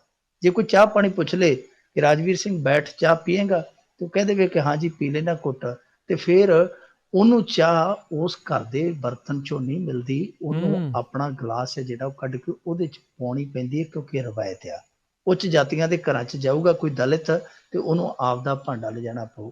ਤੇ ਕਈ ਵਾਰੀ ਤੇ ਰਾਜਵੀਰ ਦੇ ਸਾਹਮਣੇ ਇਹੋ ਜਿਹੀ ਸਥਿਤੀ ਆ ਜਾਂਦੀ ਹੈ ਕਿ ਉਹ ਉੱਚ ਜਾਤੀ ਦੇ ਕਿਸੇ ਘਰ ਚ ਜਾਂਦਾ ਹੈ, ਵੋਟ ਮੰਗਦਾ ਹੈ, ਫਤਿਹ ਸਾਂਝੀ ਕਰਕੇ ਜੇ ਬਹਿਣਾ ਚਾਹੁੰਦਾ ਹੈ ਤੇ ਉਹਨੂੰ ਮੰਜੀ ਜਾਂ ਪੀੜੀ ਨਹੀਂ ਦਿੱਤੀ ਜਾਂਦੀ, ਉਹਨੂੰ ਫਿਰ ਆਪਣਾ ਆਸਣ ਥੱਲੇ ਹੀ ਲਾਉਣਾ ਪੈਂਦਾ ਹੈ, ਕਿਉਂਕਿ ਦਲਿਤ ਉੱਚ ਜਾਤੀਆਂ ਦੇ ਘਰਾਂ ਦੇ ਵਿੱਚ ਜਾ ਕੇ ਥੱਲੇ ਹੀ ਬਹਿੰਦੇ ਆ। ਸੋ ਉਹਨੂੰ ਇਹੋ ਜਿਹੀਆਂ ਪਰਿਸਥਿਤੀਆਂ ਚ ਗੁਜ਼ਰਨਾ ਪਿਆ। ਤੁਸੀਂ ਹੈਰਾਨ ਹੋ ਜਾਓਗੇ, ਰਾਜ ਕਰਨਵੀਰ ਸਿੰਘ ਜੀ, ਇਹਦਾ ਜਿਹੜਾ ਪਿਤਾ ਸੀਗਾ ਉਹ 5 ਵਾਰ ਦਾ ਵਿਧਾਇਕ ਸੀ, ਇੱਕ ਵਾਰੀ ਮੈਂਬਰ ਪਾਰਲੀਮੈਂਟ ਵੀ ਰਿਹਾ ਜੀ, ਉਹ 5 ਵਾਰੀ ਮੈਂਬਰ, 5 ਵਾਰੀ ਵਿਧਾਨ ਸਭਾ ਦਾ ਮੈਂਬਰ ਵੀ ਰਿਹਾ, ਇੱਕ ਵਾਰੀ ਉਹ ਸੰਸਦ ਦਾ ਮੈਂਬਰ ਵੀ ਰਿਹਾ, ਪਰ ਉਹ ਇੱਥੋਂ ਦੀ ਰਵਾਇਤ ਤੋੜਨ ਲਈ ਕੁਝ ਵੀ ਨਹੀਂ ਕਰ ਸਕਿਆ। ਮੇਰੇ ਖਿਆਲ ਦੇ ਨਾਲ ਉਹਦੀ ਪੈੜ ਦੇ ਵਿੱਚ ਰਾਜਵੀਰ ਵੀ ਲੰਘ ਜਾਏਗਾ, ਪਿੱਛੇ ਹੋਰ ਪਤਾ ਨਹੀਂ ਕਿੰਨੇ ਕੁ ਲੰਘ ਜਾਣਗੇ ਜਿਹੜੇ ਸੰਸਦ ਦੇ ਵਿੱਚ ਪਹੁੰਚੇ ਵੀ ਆ ਪਰ ਦਲਿਤਾਂ ਲਈ ਕੁਝ ਵੀ ਨਹੀਂ ਕਰ ਸਕੇ, ਆਪਣੇ ਹੱਕਾਂ ਲਈ ਕੁਝ ਵੀ ਨਹੀਂ ਕਰ ਸਕੇ। ਸ਼ਾਇਦ ਇਸੇ ਕਰਕੇ ਇੱਕ ਬਹੁਤ ਵੱਡਾ ਕਵੀ ਹੋਇਆ ਬੀਬਾ ਬਲਵੰਤ, ਉਹ ਕਹਿੰਦਾ ਕਿ ਕਦੋਂ ਵੇਖਾਂਗੇ ਆਪਣਾ ਅਕਸ ਆਪਣੇ ਨਕਸ਼ ਜੀ ਭਰ ਕੇ, ਕਦੋਂ ਨਿਤਰੇਗਾ ਇਹ ਬੇਚੈਨ ਤੇ ਗੰਧਲਾ ਜਾਪਾਂ ਨੇ। ਜੀ ਜੀ।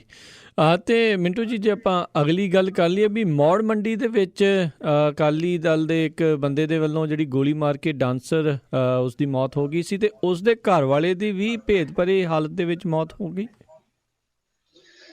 ਦੇਖੋ, ਜਿਹੜੀ ਅੱਜ ਦੀ ਇਹ ਮੌਤ ਹੋਈ ਉਹਦੇ ਪਤੀ ਦੀ, ਉਹਦਾ ਨਾਮ ਰਜਿੰਦਰ ਸਿੰਘ ਸੀ। ਇਸ ਮੌਤ ਤੇ ਸਸਪੈਂਸ ਹਾਲੇ ਬਣਿਆ ਪਿਆ।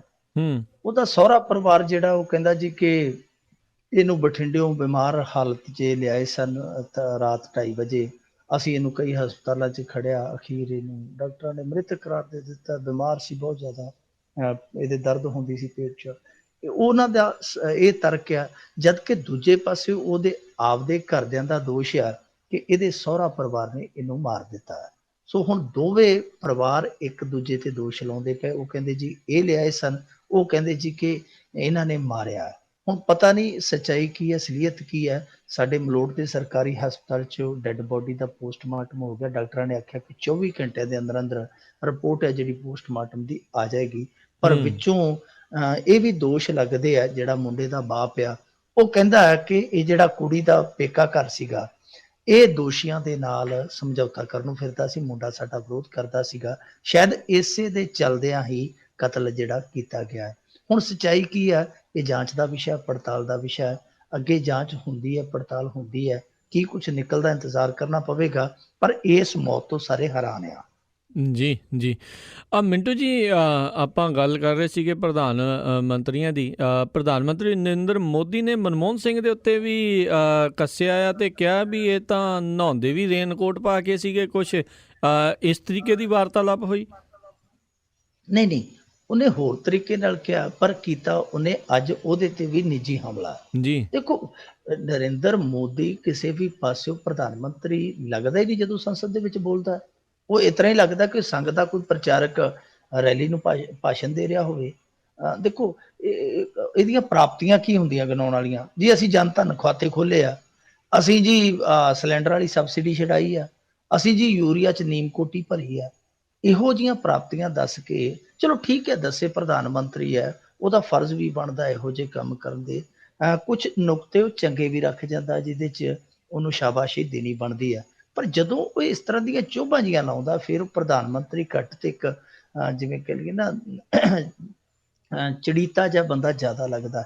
ਅੱਜ ਜਦੋਂ ਬੋਲਦਾ ਪਿਆ ਸੀ ਰਾਜ ਸਭਾ ਦੇ ਵਿੱਚ, ਭਾਸ਼ਣ ਕਰੀ ਜਾਂਦਾ ਸੀ, ਅਚਾਨਕ ਉਹਦੀ ਸੂਈ ਮਨਮੋਹਨ ਸਿੰਘ ਤੇ ਅਟਕ ਗਈ। ਕਹਿੰਦਾ ਜੀ ਮਨਮੋਹਨ ਸਿੰਘ ਬੈਠੇ ਆ, 30-35 ਸਾਲ ਤੱਕ ਇਹ ਆਰਥਿਕ ਮਾਮਲਿਆਂ ਦੇ ਮੋਹਰੀ ਰਹੇ ਆ, ਇਹਨਾਂ ਦੇ ਦੌਰ ਦੇ ਵਿੱਚ ਕਈ ਘਪਲੇ ਹੋਏ, ਪਰ ਸੁੱਖ ਨਾਲ ਇਹਨਾਂ ਤੇ ਕੋਈ ਦਾਗ ਨਹੀਂ ਲੱਗਾ।